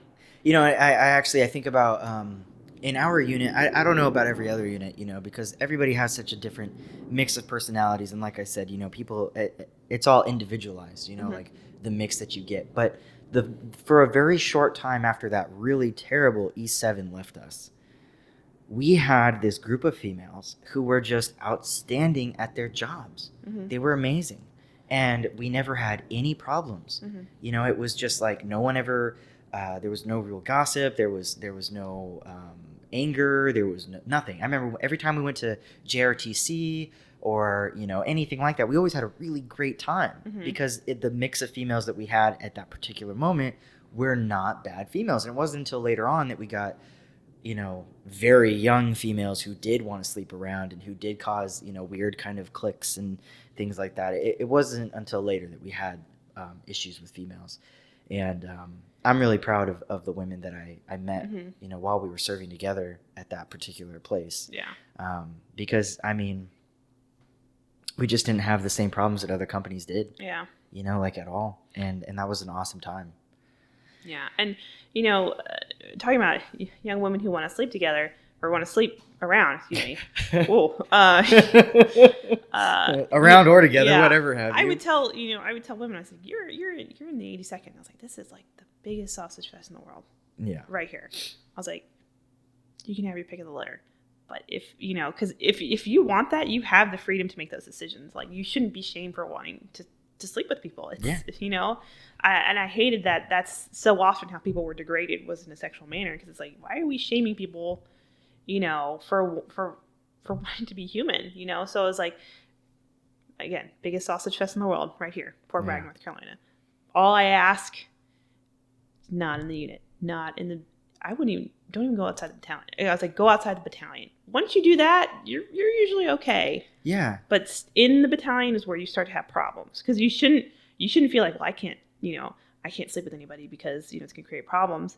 If you want to do that, you're a grown woman. You should make that choice on your own and, do what you want to do, but just not in the battalion because that creates problems. There's literally thousands of men there. Thousands. You can just go just a little bit outside. See, and that's the beauty, I think, of like Tinder and whatever fucking apps are out there right now. Yeah. Like, yeah, make a Tinder as a woman in Fort Bragg and your phone will explode. Literally. Yeah, I definitely I saw all of my friends doing it, and I was married, so it wasn't even a thing for me, but I saw all of them doing it, and they're just like bing bing bing bing, like, oh my god, like this is some crazy shit. Yeah, again, the options are there, and if that's what you want, if that's what you choose, go for it, but just not with people we work with, because then that creates a lot of problems. Yeah, just don't shit where you eat. It's too easy. I don't know why this reminded me of it, but there were two incidents that are kind of like off topic a little bit, but similar. Not about the sexuality thing, but ways that I watched women being completely devalued. So one of them was, I don't think you were there at this time, but my first jump, someone died. Yes. Yeah, you weren't there yet, right? No, that was about a year before I got there. Yeah. So that specific sergeant first class was there. And I remember that the first words out of her mouth about the situation were not, let's mourn for her. It was not, she was a great NCO. Nothing like that. It was, that's what she gets for not doing her hair right. Yeah. Because at first, when she died, they thought that it was her hair that got caught, and that's why the injury that she had sustained happened. Which was not the case at all. Yeah. It was not jumper error. Yeah. It was complete fault of the safety. Right? Yeah. And that is when I remembered that if something ever happened to me, there's no way I was ever going to grow my hair out again because I don't want to be blamed by my hair. There was another time that I remember ISIS was really prominent a couple years later, and there was a bombing. I don't know which country did it, but a country went and bombed where ISIS was located, and there happened to be a female that was working in a school that was American, and she was there. She had been captured by ISIS, and she was killed in the bombing, right? And I remember that one of my buddies, who you know really well, he said, I don't give a fuck if she died if she's not attractive. And it's like, Jesus. Yeah. But you want us to cry for all the men who died. Yeah. Like you want us to just be okay with these comments that you make. Like the reality is someone died, and like whether you care about it or not is irrelevant. Yeah. But Why is a woman dying somehow worth less than a man dying? Yeah. It's a human life. Yeah. And why is it based off of her being attractive? Yeah. And that's a culture that is, that really needs to change. And I do think it is changing. I do think there are, they've had the females, that have gone through Ranger School, and don't even get me started on that. How all the stuff surrounding that, because it's as soon as a woman makes an accomplishment, it's got to be, well, she got this, they got that. It's like, why can't you just say, hey, good job, you did something that's very difficult and not a lot of people do. And the thing that was so funny about that to me was like, the individuals who commented on that stuff have never even gone to Ranger School. Yeah. Let alone like, I've never been to Ranger School. Yeah. But I've done pre-Ranger coverage, and I've watched these guys suffer, and I've seen a couple of women go through, and they did phenomenal. Yeah. Like I was there, I saw it. I saw them go through. I saw it with my own eyes, how they were keeping up on the ruck, or they were running faster than a lot of guys, or they were stronger than some of the guys, or they were, more tactically intelligent than some of these guys. And not all of them. Yeah. But there was two in my mind that I remember that I was there and I saw it happen, and they were amazing. Yeah. So it's like, why do you have to cheapen their accomplishments? Yeah. Just because they're women. So that's, I don't understand. Yeah. And that leads me to, when you were telling me about going to BLC, which is a basic leadership course to become an E5. And you were telling me about, that you were with a bunch of 11 Bravos infantry guys. Yeah. And so tell me about that. I was very fortunate. I got a great squad my squad that I was working with was assigned with was awesome. You know, they were all, almost all of them were 11 Bravos, except for me and then I think one other guy. But they're all in the 82nd as well. I was in the 82nd. So, you know, we had a lot of common ground. And all of them, at some point or another, said to me, "You are the first woman I have ever worked with in the military, is now at BLC." And they're like, you know, I can't remember how I phrased it earlier, but they were like, they were surprised that, you know, I knew, you know, because at the time they were still doing field exercises for BLC. They were surprised that I knew how to go to the field. I understood what that meant, and I could pull fire guard. You know, they were surprised that I was able to perform the same tasks as them. And they said that they didn't think that was what it was like, you know, to work with a woman in the military. They thought it would be a lot of complaining, a lot of crying, a lot of, you know, one of them was like, you know, don't, you know, he's like, I thought you had to bring a shower with you. I thought you had to bring a shower with you to the field. And I was like, no, I think the longest I've ever gone without a shower, like in the field, was like a month and a half. Yeah. That shit sucks. Mine was not that long, but it was about 2 weeks was the longest I went without one. And it was funny because they were like, they're like, this is not what I thought it would be like to work with a woman in the military. Yeah. You know, and it was very nice. I was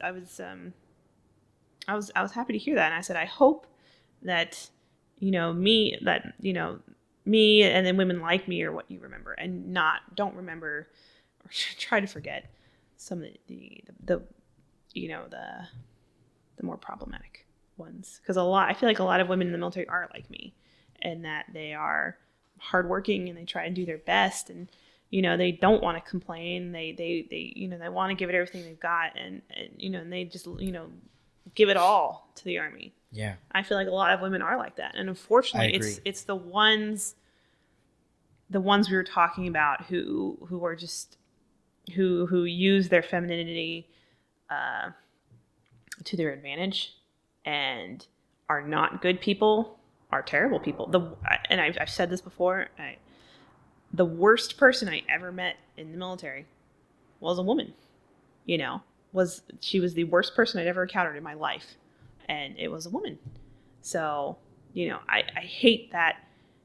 I hope that they don't remember people like her, and they remember people like me. And, you know, there's so many awesome women that we worked with that were, you know, hardworking and dedicated and wanted to do a good job, and just, you know, gave it all they had. And I want that to be what people remember instead of the other kind.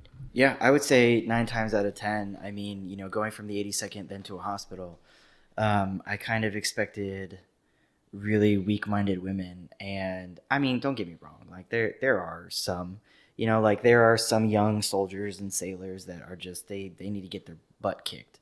They just have to. Yeah.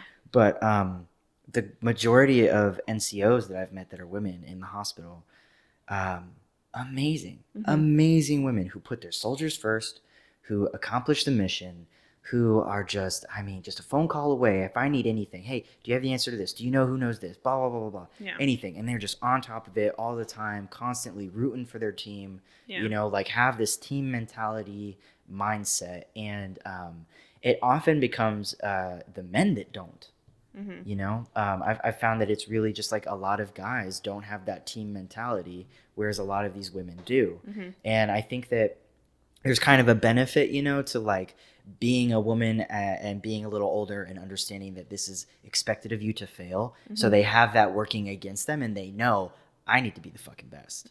I need to go way harder than everybody else is going, so that I am not that person that they get to talk about, you know, that way. Because I mean, I heard it even like before I transitioned, you know, I went on deployment, and this guy, he was like, you know, I asked about you, and I was like, great, you know, what did they say? You know, and he's like, well, I was told that if something went down, I didn't have to worry if you were here. You know, like, awesome. You know, I went on deployment and initially was not a line medic, and then you know, I got picked to be a line medic over my male counterpart. Now, do I think that particular NCO who picked me had a bit of a a reason for picking me, yeah, he viewed me as a challenge for sure. Yeah. 100%. But at the same time, all of my guys that I was on deployment with, you know, if you asked them now and you asked them then, you know, they were like, we trust you. We want you to be our medic. We enjoy you being our medic. You know, that was one of the best times of my life. And I worked for that, you know, and I knew that if I was willing to take the verbal harassment, because I was like, if I take it, then I'm going to get to stay the medic. And if I don't take it, then I'm just another whiny bitch. Yeah. You know, so I was like, I'll just deal with it. Yeah. It just be what it be, you know, and that's not great. But sometimes, you know, if you want something, you have to have like the thickest of skin to get through it, you know?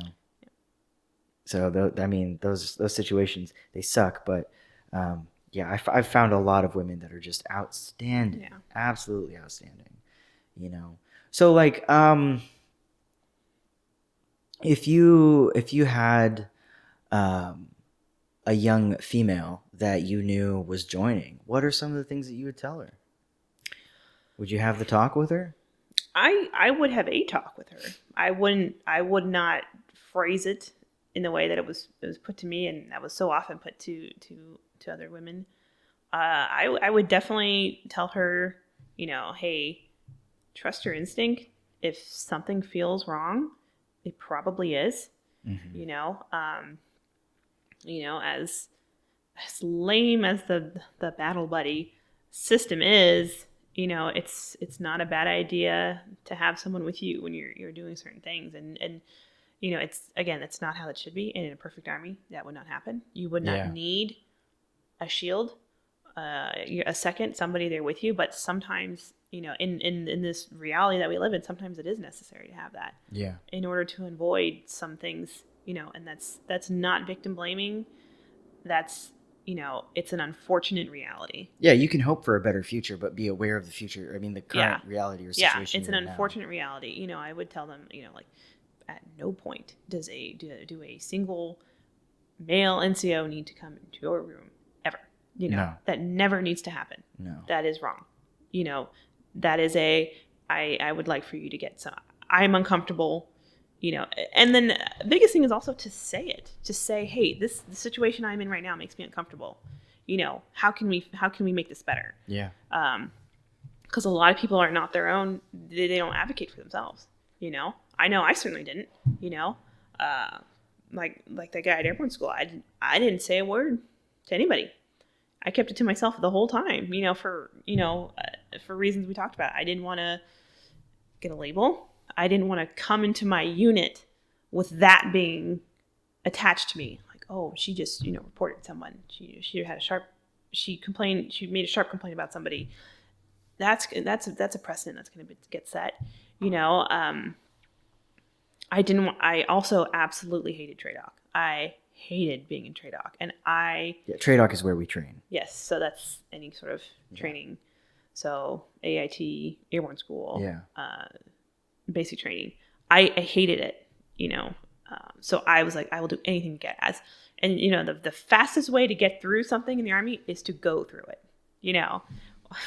Trying to delay things, trying to, you know, calling, you know, I'm sick or I'm hurt, you know, to get out of things will only delay you. And the best way to go through something is to get through it. Yeah. So that was like the only, you know, that was the only thing I think about. I was like, if I just shut up and just deal with it, I can get through this and I can get to my unit and kind of start, you know, not having, you know, every single waking moment and sleeping moment, you know, dictated by cadre, which was something I was looking forward to. Yeah. So I just didn't want to say anything because I did not want to be held. I did not want to be a holdover, which is basically somebody stuck in limbo at a particular point in training. I did not want to do that at all. So I said, I'll just deal with it and drive on. Was my philosophy. The other thing about that, like telling somebody or speaking your mind, I think that one of the biggest reasons that I got labeled as a bitch was because I very often spoke out against "don't fucking touch me." Mm-hmm. You know, like for some reason, like there's a couple of situations that I can think of. One was that all of my buddies, you know, like when I was before transitioning, I had like just a big butt. And I mean, that's just how it was. I still have a huge butt. And my buddies would smack my ass all the time. Mm-hmm. And for some reason, it didn't affect me in any negative way. But we had this new guy come in, because it wasn't like they were trying to be, aggressive. They were just playing around. And they knew there was no way they were getting with me. And I knew there was no way they were getting with me ever, because I just wasn't attracted to men. So that was already kind of a mutual understanding. And they still did what they did. And I just was like, all right, whatever, I'm going to take it because it's not that big a deal. But then we had a new guy come in, and he saw them do it. So he did it. Mm-hmm. And I'm like, I don't know you. Yeah. I don't fucking know you. And it's like, the playing around nature that we often develop with people is over time, and rapport gets built. Mm-hmm. And so like some of these things that are technically not okay become okay. Yeah. But then like somebody new comes in and they're like, oh, I guess this is okay. And this is why it shouldn't happen, because if you do it and you have a young impressionable soldier who thinks, oh, well, they're doing it and they seem okay with it, I should do it too. Yeah. So I said no. Another situation. And that prepared me for the future of knowing, I should never allow anything like that to happen, just so that it never happens in a situation I don't want it. When I had just begun telling people that I was going to transition. And so I started growing my leg hair out. Mm-hmm. And this one NCO, he viewed me as a challenge. And it's so funny because I just remembered his name. I've been trying to rack my brain for his name for so long. And I'm going to have to text somebody and let them know, because I told them this story, but I couldn't remember who it was. And he came up to me after PT. So I was all sweaty and gross. Mm-hmm. And this is in Charlie Company? Yes. Oh, yeah. You have to tell me who that is. Yeah, he didn't belong to Charlie Company. He was in our battalion, but he didn't belong to Charlie. Okay. So he was, I think he worked in the battalion. And he came up to me and he ran his hand up my leg, like from my ankle to my fucking thigh.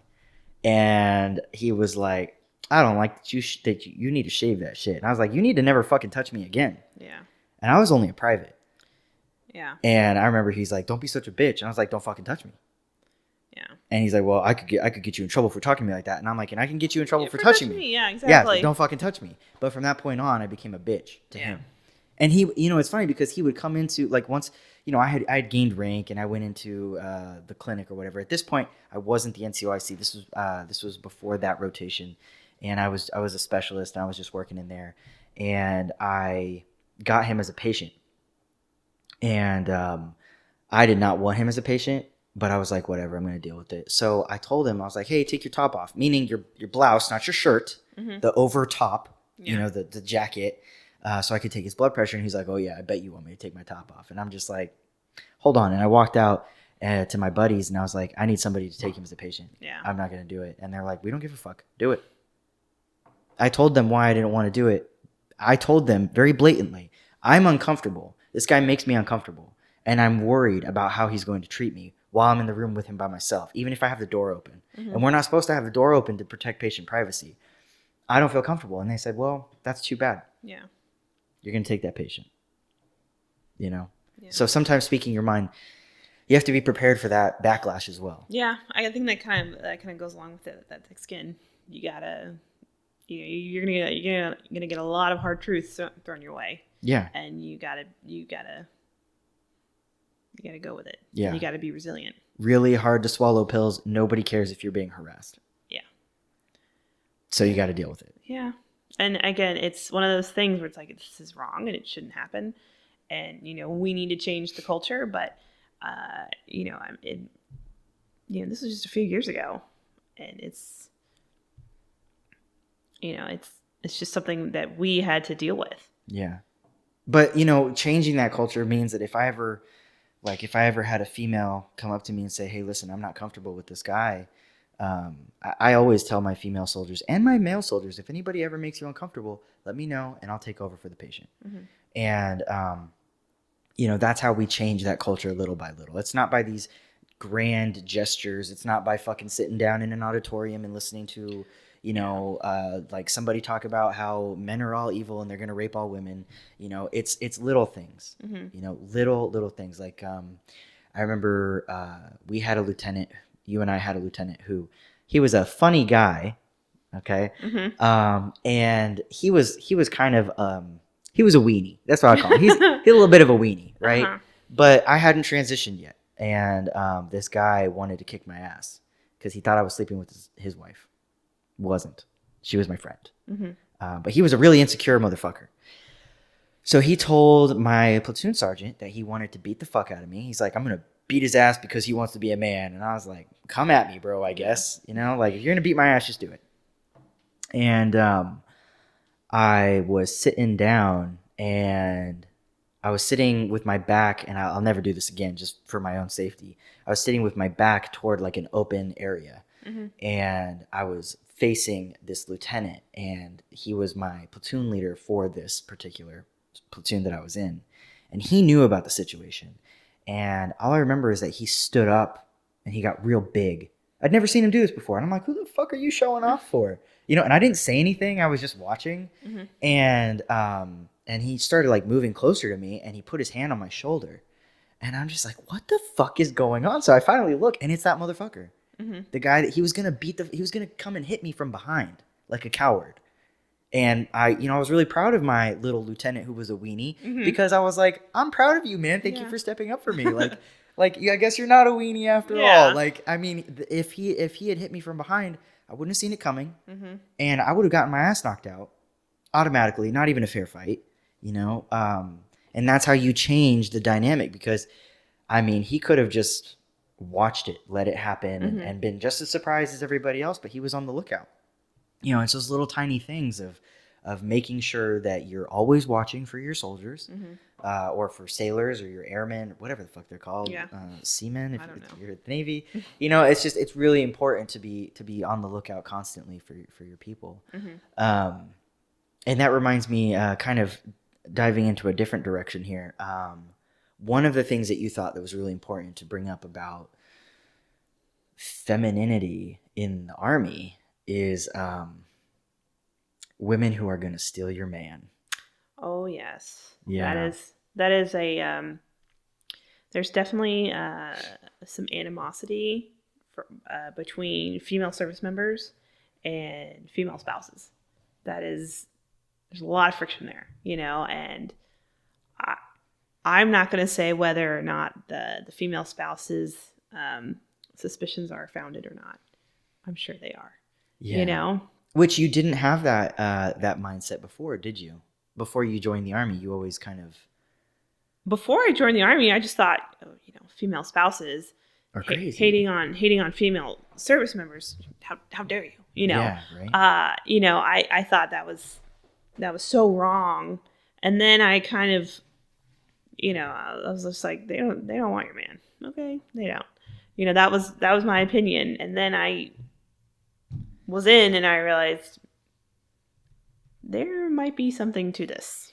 Yeah, so, there's a reason that all these there's a reason why that perception is there, and so I have no idea how to resolve that one, or I don't even know how to even begin to unfold all that. But it's not unfounded.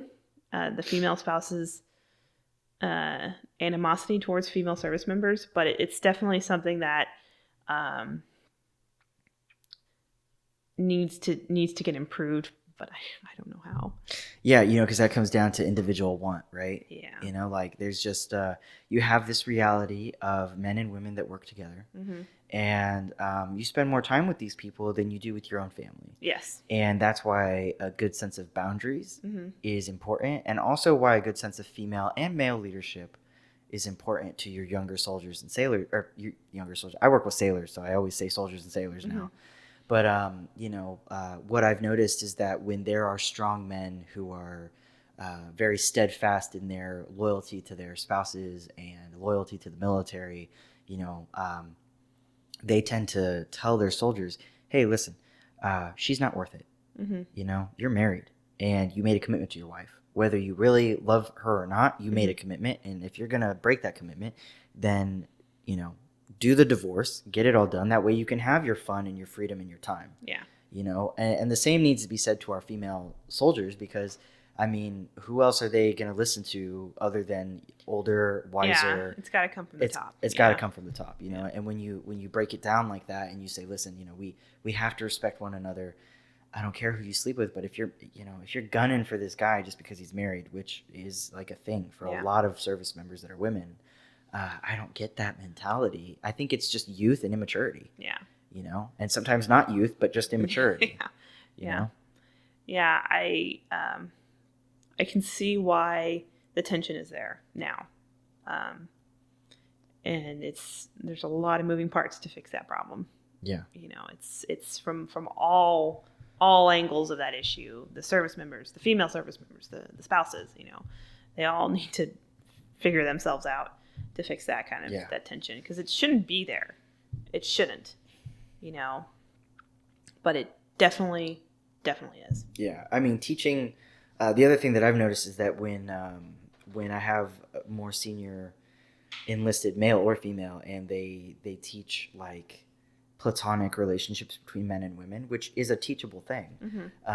I've felt like I've benefited even from that, because like the majority of my friends are men, and I've had to cut friendships because they thought, oh, this was going to be more. Mm-hmm. It's like, no, man, it wasn't. Like we're a platonic friendship. Like you had a platonic friendship with that guy who was your shield. Yes. I had platonic friendships with a lot of my guys who they protected me all throughout. I was the only female at that point in their platoon, and they protected me consistently from all the other guys. I was constantly shielded by like 12 guys, and that's a good thing. I remember we had a first sergeant, won't say her name, but she's amazing.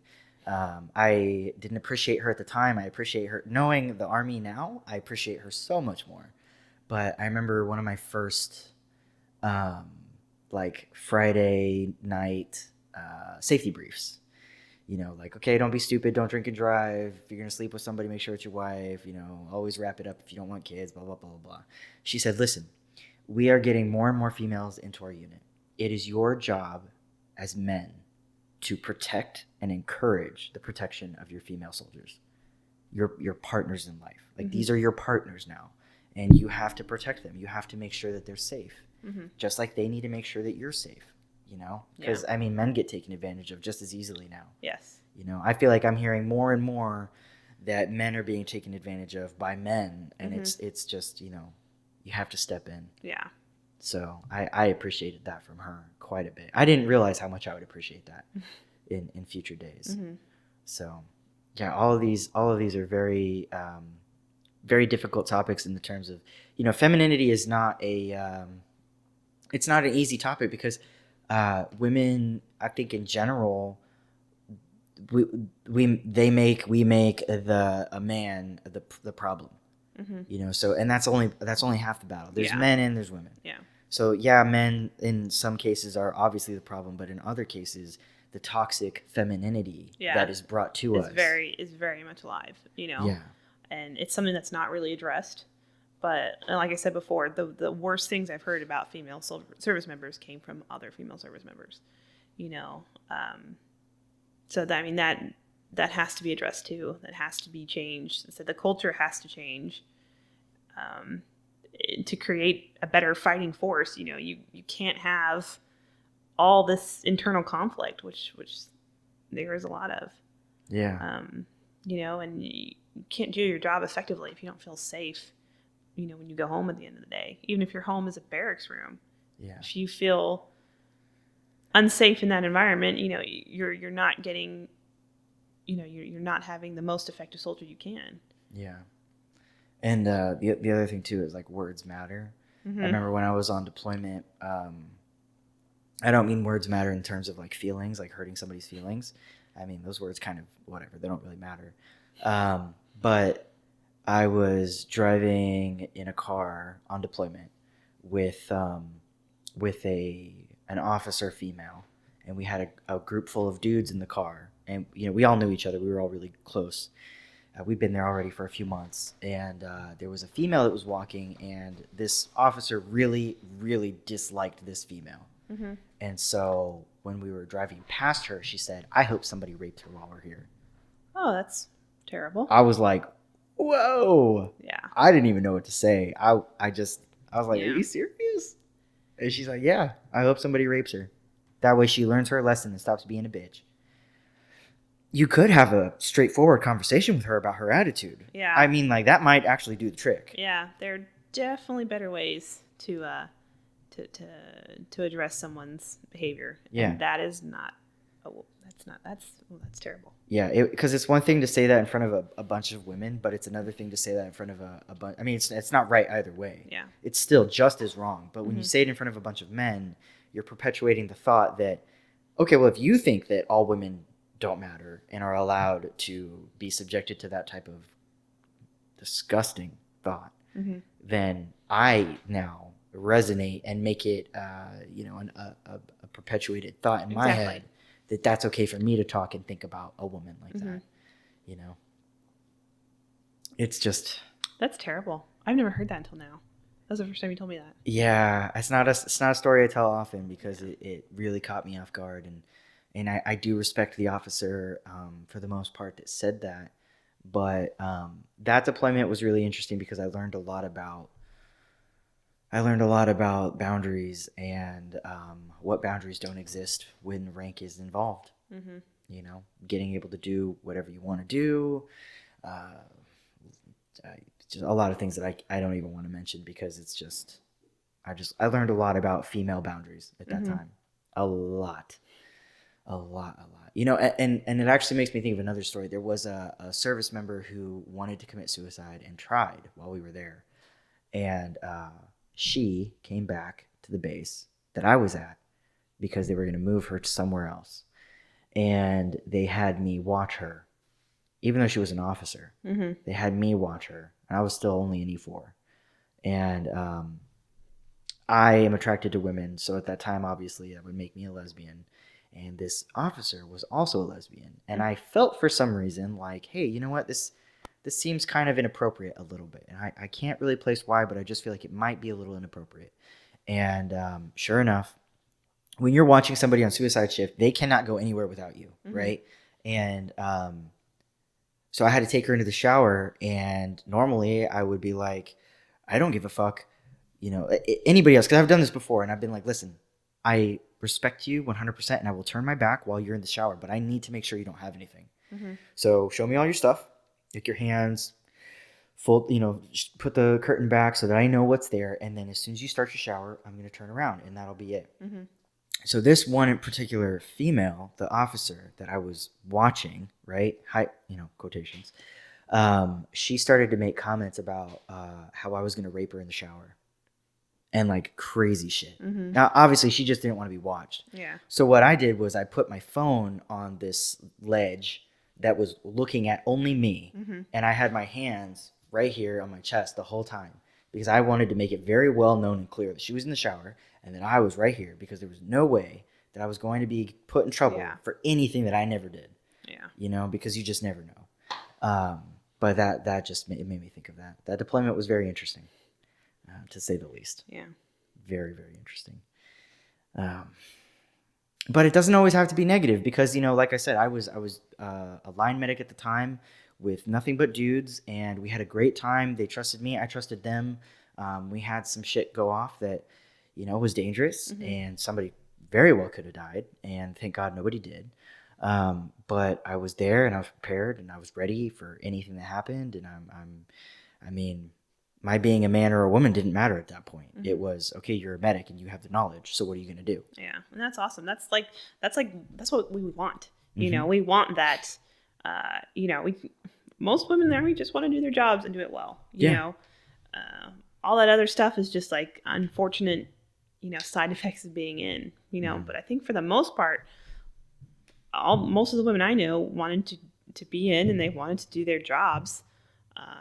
More often than not, we didn't get to do our jobs that we signed up for. We got to do all these other jobs that had nothing to do with our job. But that's pretty much everybody in the Army, I think.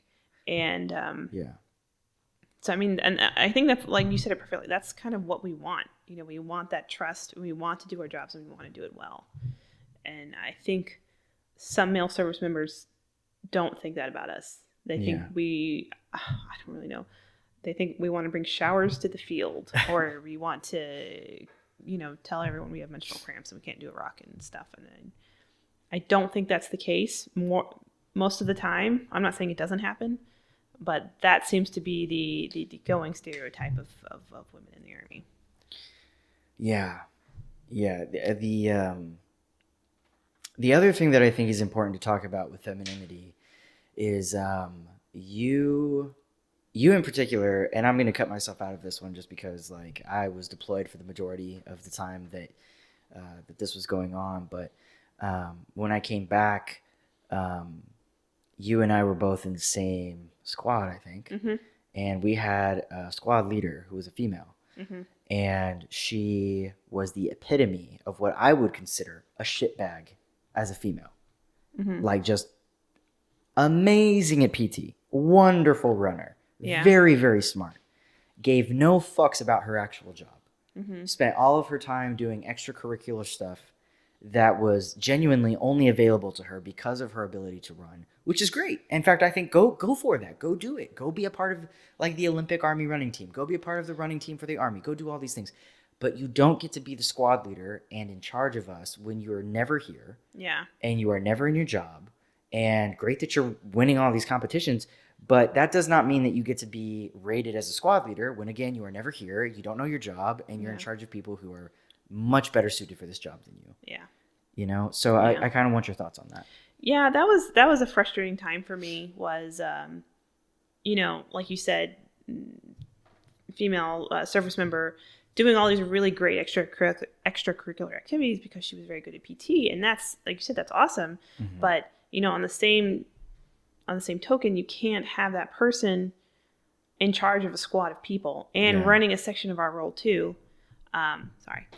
And expect that to be run efficiently when that person is not at the unit 95% of the time, you know, and if you're running a section, you should know where your equipment is, what your equipment is, how to set it up, how to run your section.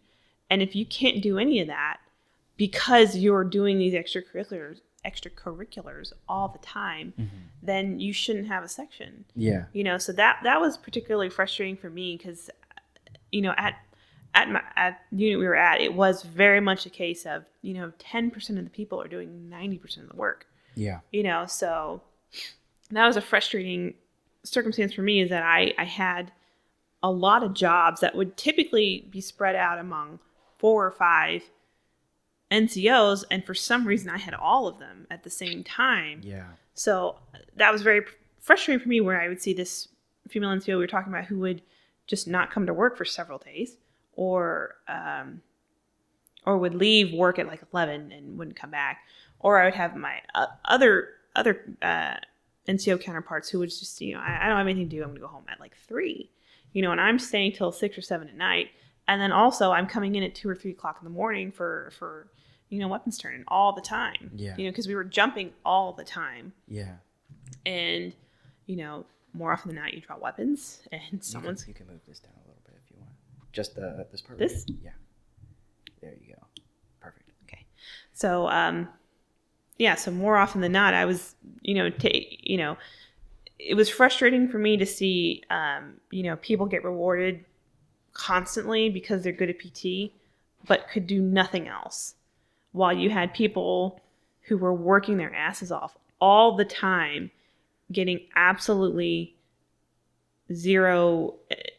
So-and-so, this individual's got like 10 AAMs, and then all these people who are working their asses off constantly have nothing, and they don't even get a thank you, even though they are essentially running the company. The company would fall apart if they left. Yeah. So, if this person who's got 10 AAMs never came back to work, nobody would notice because they're not here anyways. So, if, for some reason, especially in the 82nd, being able to do PT well equates to being an amazing person. And that is not true at all. You can be amazing at PT and be a total shitbag. You can suck at PT, barely pass your PT test and be great at your job. Yeah. So it's an unfortunate symptom of the 82nd culture that the only thing that matters is how fast you can run 2 miles.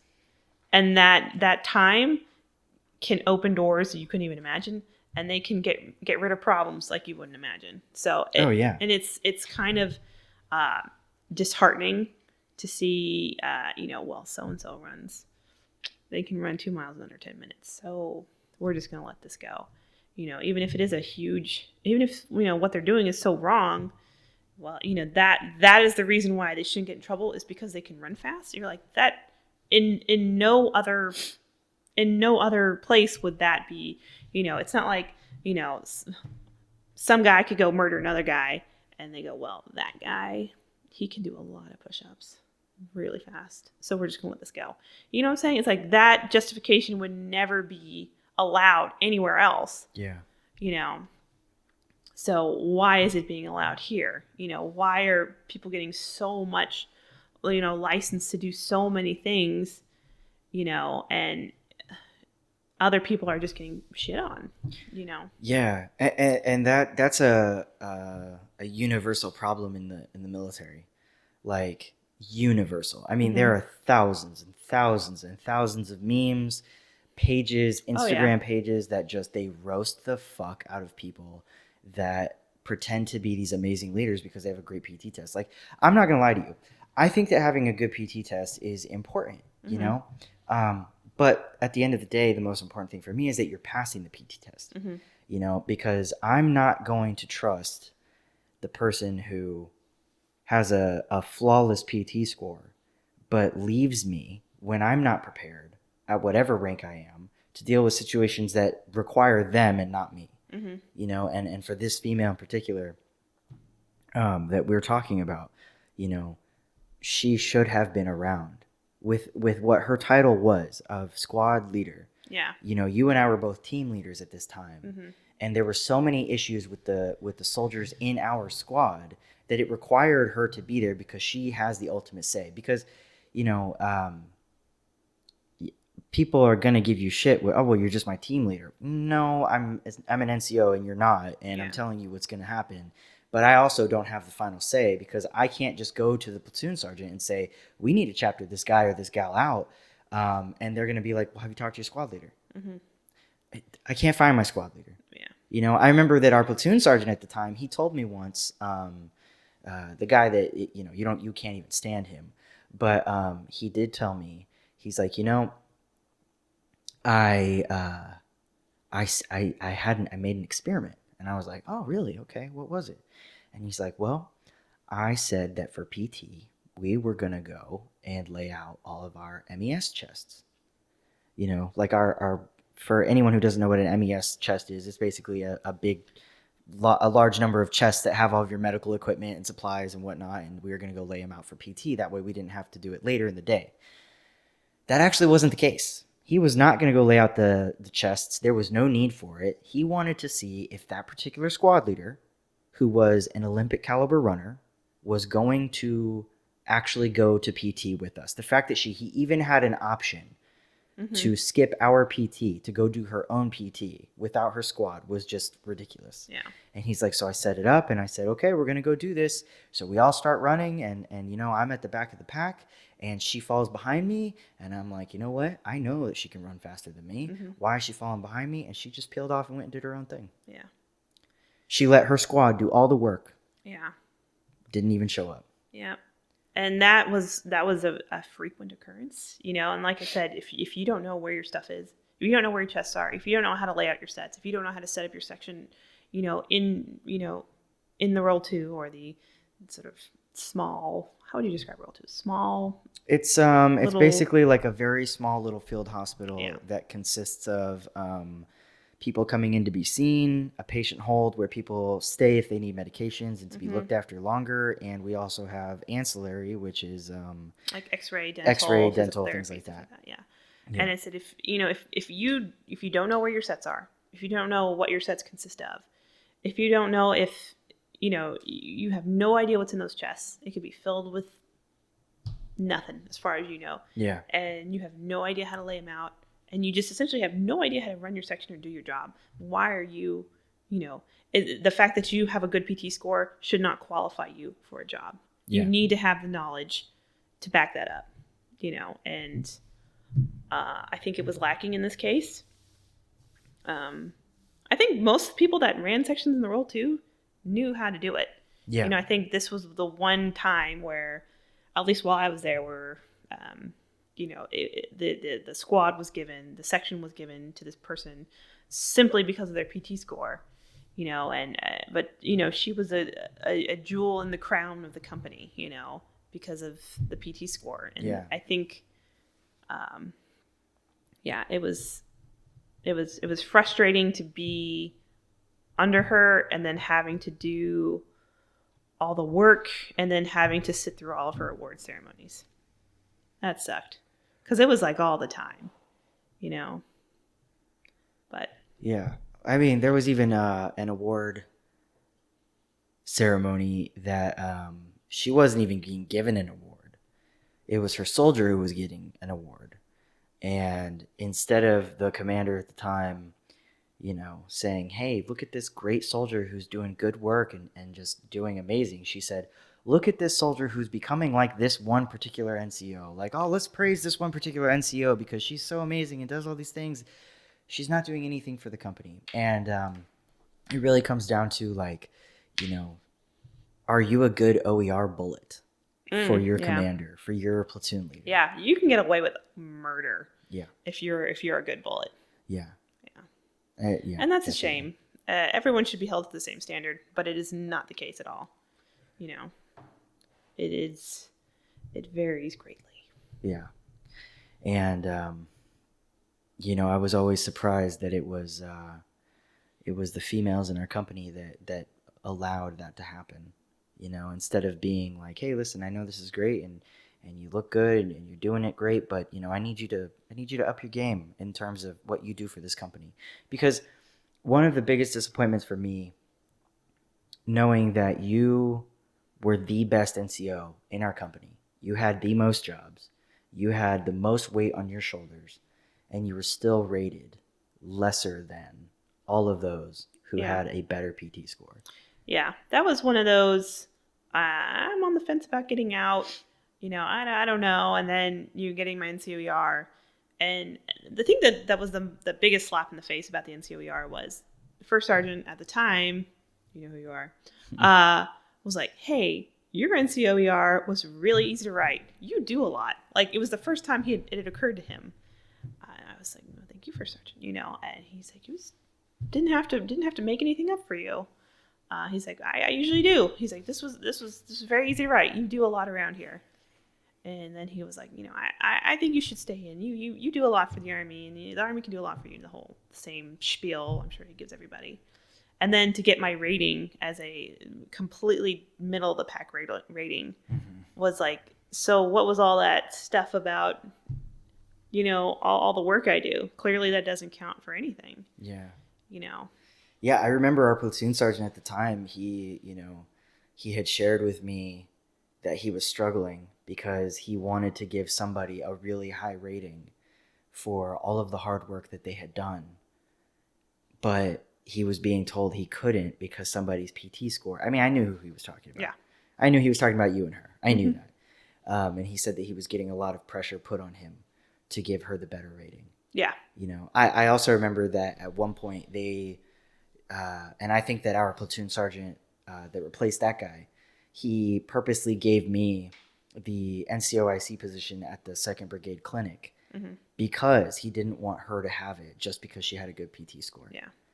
Because I remember that the doctors and all of them, they're like, well, you know, she's trying to be a PA and she's trying to do all these things. And, you know, we just want her to be set up for life. And it's like, it's not enough that she has like a general of the division eating out of her hand. Yeah. That doesn't help. I mean, because I'm pretty sure that that's what's going to matter when she submits that packet. So maybe, you know, give your other NCOs a chance to blossom. Yeah. And to do more. No, there was none of that. It was, you know, who do we get the most recognition for? Versus, it wasn't about who works the hardest, you know, who does the most, who takes care of their soldiers.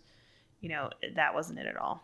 Yeah. And I would love for the culture to change, you know, where people who are working hard and, you know, giving up way more than everybody else get that recognition, you know, but I don't know. I don't know if it is. Yeah. I hope it is. Me too. So is there anything that we haven't covered that you think we should cover? Let me check my notes. Yeah, because I know that we definitely we've covered, I think, the majority of topics that encompass femininity in the military. I do think something interesting to talk about with femininity in the military would be uh, being classically feminine, in the army, Yes. which is one of those things that is very much frowned upon.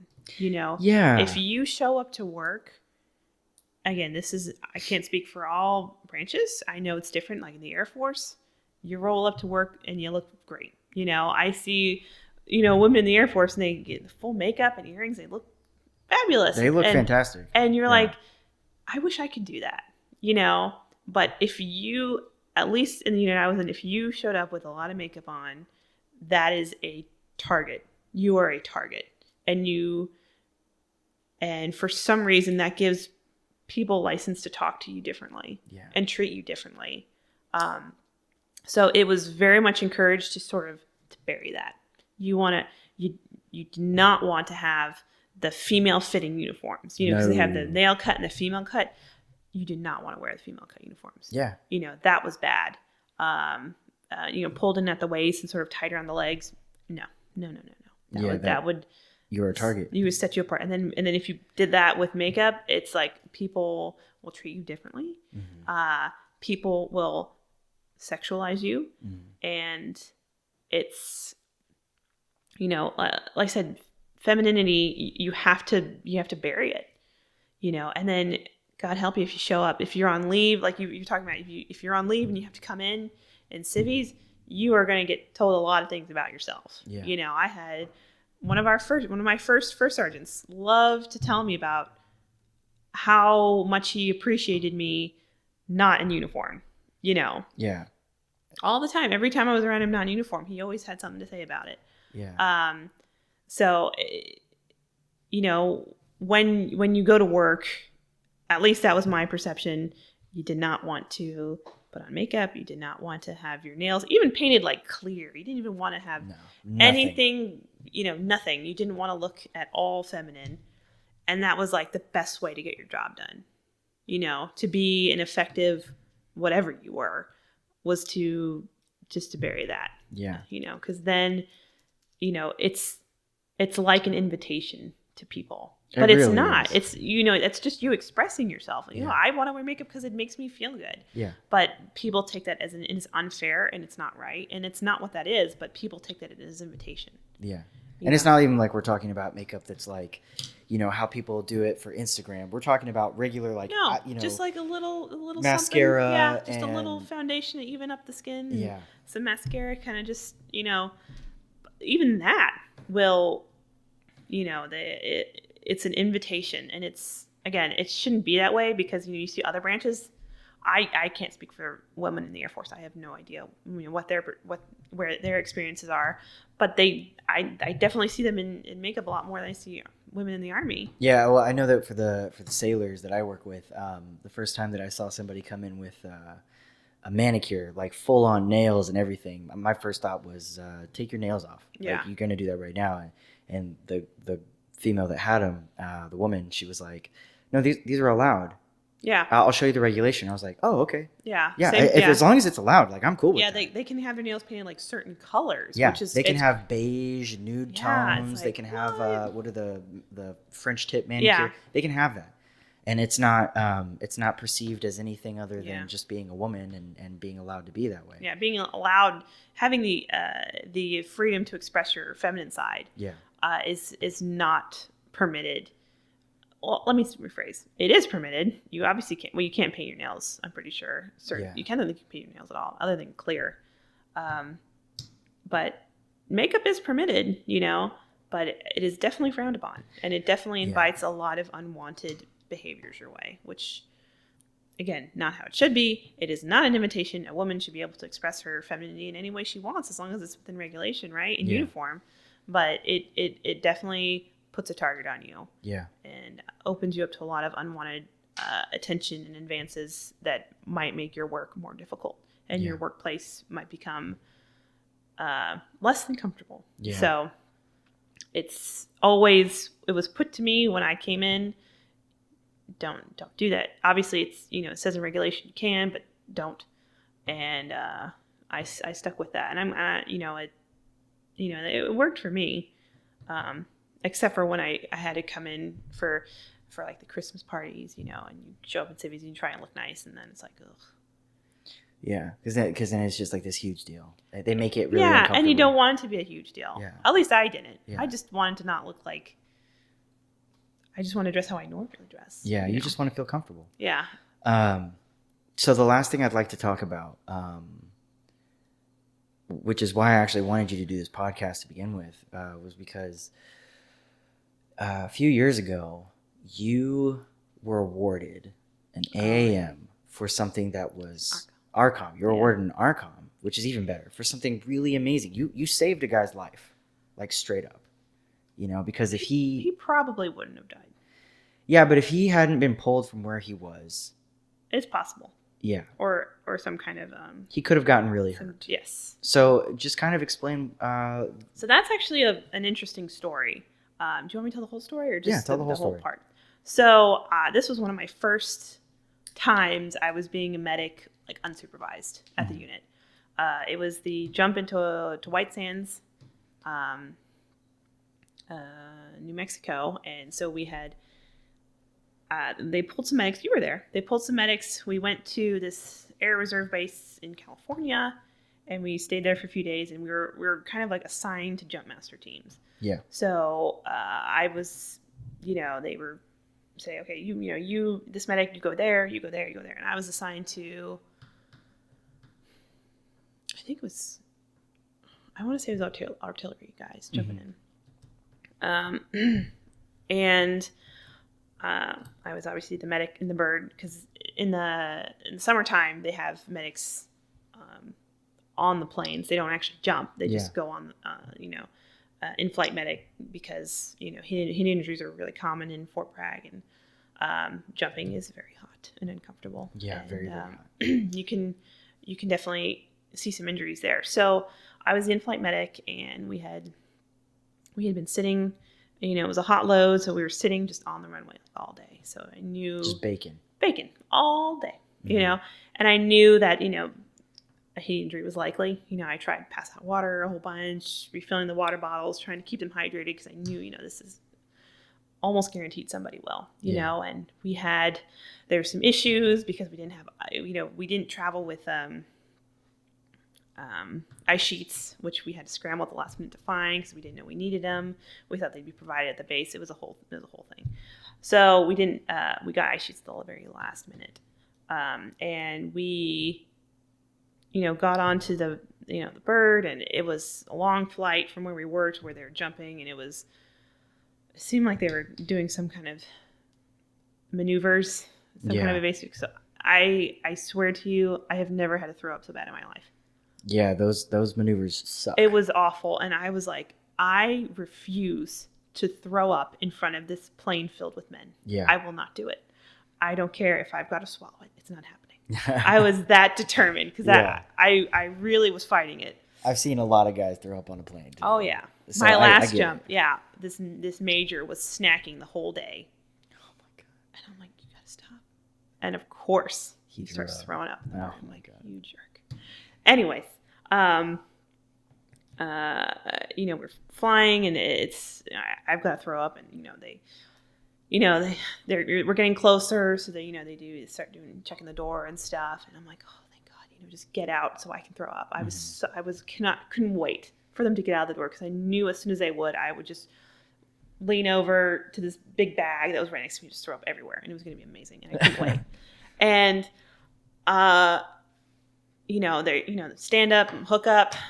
Doors are open. They're getting ready to go. It's literally moments away, and I cannot wait. And then I hear, medic, medic, medic. And I'm like, you got to be shitting me. Like, fuck. Yeah. I just want to throw up. Yeah, I know. That's all I can think about. So I hear, medic. And what was cool is that I immediately snapped out of it. I was like, okay, go time. Yeah. And this was my first time I'd been on my own. I'd always had somebody with me. Yeah. So I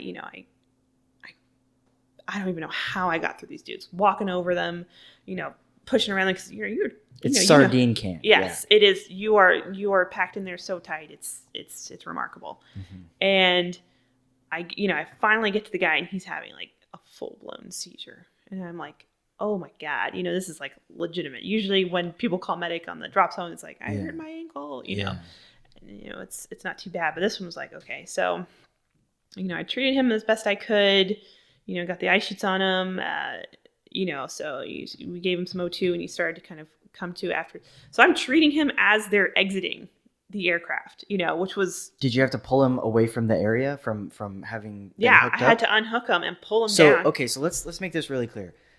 They were exiting the aircraft. This guy starts to have a seizure. He's hooked up, and you unhook him. Do you realize the gravity of this? You unhook a guy so that he's not just pulled out of the freaking aircraft. Yeah. That's you're saving him from that type of exit. Okay. Yeah. It was crazy. The guys are getting out the door. Yeah, they're going right past you. Yeah, it's so I'm taking his stuff off. They still have the doors open, so I can't take his chute off. But I'm still trying to treat him as best I can because you can't. You have to have a chute on if the door's open, no matter who you are. And because he could have still somehow he still could have been out. sucked out. And, he would have been totally screwed if I'd taken his chute off or his reserve off. So eventually we they closed the doors and I was able to treat him. Got him some oxygen. He eventually came to, and he, we got him, we transferred to him a hospital and he was okay. Yeah. But it was crazy because that was the only injury. That was the only thing that happened, that jump. And this was a really big jump. So I had all these people calling me on my personal cell phone. Like, this is Lieutenant Colonel so-and-so. I need to be briefed on your patient. Just all these people. And I was new to I hadn't been in the unit that long. Yeah. So I was like, oh my gosh, this is crazy. And so long story short, our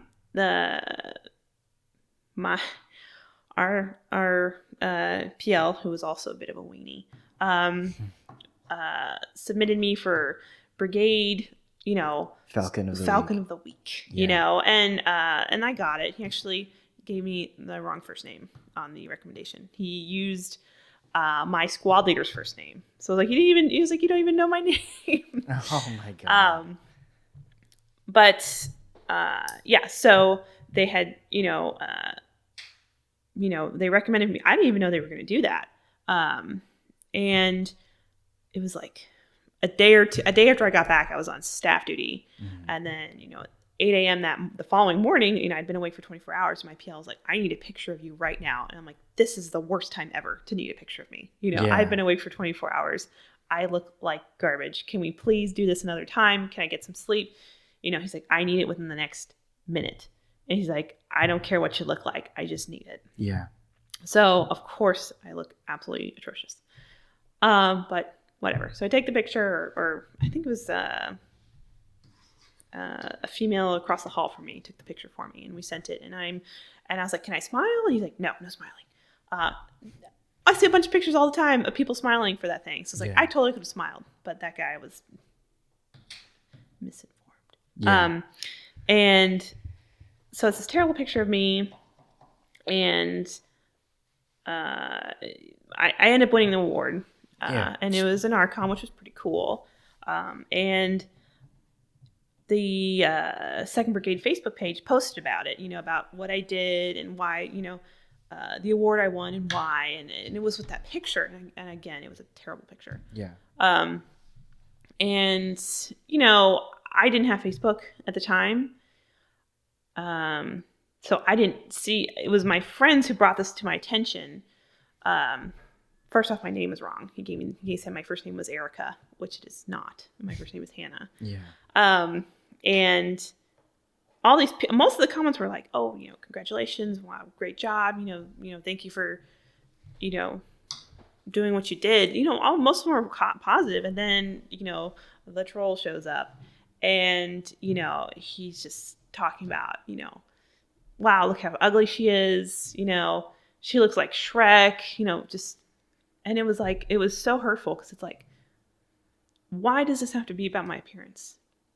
So. Yeah, I remember that. That was, I'm sorry. I know this is painful. No, it's fine. I'm fine. Even I'm kind of tearing up a little bit. It was just like, I don't understand why, like, like, of all, men get awards all the time. Do people, I mean, I don't know. I don't check, but I don't see. it's like, why does this have to be reduced to my appearance? Why can't it be about what I did and leave it at that? Yeah. So that was very hurtful. Yeah. And I'd like to make it very, very clear again, like, you were on your own and you unhooked a guy from falling out of a plane while having a seizure. That's the gravity of what you did. Yeah. You don't know what would have happened to that guy. That was amazing. There are not many times that we get to pat ourselves on the back for doing something truly, honestly admirable. And you saved that guy. Mm. I don't care what anybody says. I know how it is on a bird. Anybody who's ever jumped out of a plane for the 82nd, for the 101st, but the 173rd, they know what it's like to jump out of a damn plane. And it is sardine packed in there. And it is terrifying, regardless of the fact that you've jumped 30, 40, 50 times already. Yeah. It's scary. So then when you see a guy who's seizing next to you, and you're just like, I need the medic right now. This is a serious fucking thing. Mm-hmm. You leapt into action and you did something about it. It was well deserving of an ARCOM. I mean, it was well deserving of being recognized. And I remember, I think that at the time it broke you. It was it was very upsetting. And then people at the unit kept talking about it. Yeah. One particularly stupid individual, you know who I'm talking about, would bring it up all the time. Yeah. And I kind of want to be like, what have you done lately, other than, taking too much pre-workout and, overslept and not shaped? Like, what have you done? So, it's one of those things where it's like, man, as a woman, your appearance can be weaponized against you so quickly. Yeah. And it was so insulting, because it's like, why do you have to belittle this, and reduce this accomplishment just to my appearance and talk about how ugly I am, you know? So, but, most people, because I didn't have Facebook, so it was my friend, my very, very good friend, showed it to me, and, he defended me, and a bunch of people were defending me. So, I mean, that was really great too. But it's just, I feel like when males get, accolades, it's their appearance doesn't come into it at all. No. It's not a factor. It's not it's not used against them. It's not used to make fun of them. But it seems that when you're a woman, it is. So. Yeah. Yeah, 100%. And it's really out of line. It's like, what year are we in? Like, yeah, right. How insecure do you have to be to think that, that anybody gives a shit about your fucking opinion about how a person looks? Yeah. And I really want to be like, that's that person. Like, what have you done?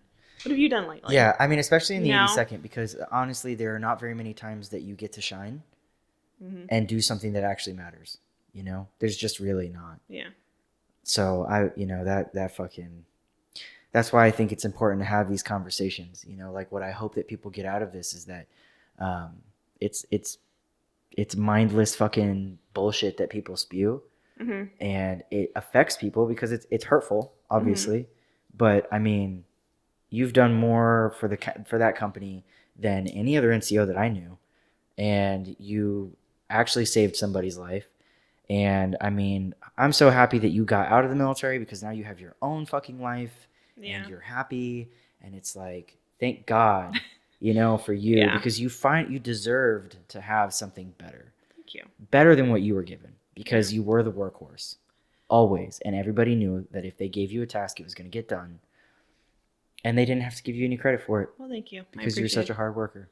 Yeah. And that is an unfortunate reality. I can't speak for all units, but I can say it definitely happened in ours.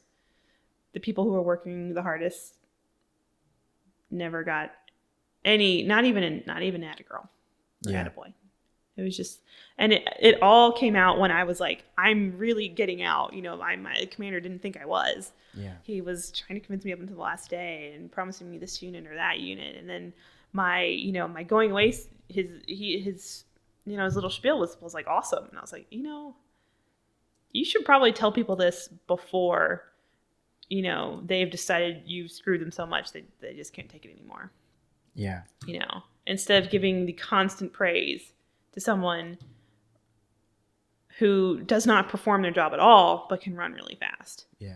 You're going to get a lot better retention if you stop doing that. Hey, doing well at PT is awesome. You 100%. should.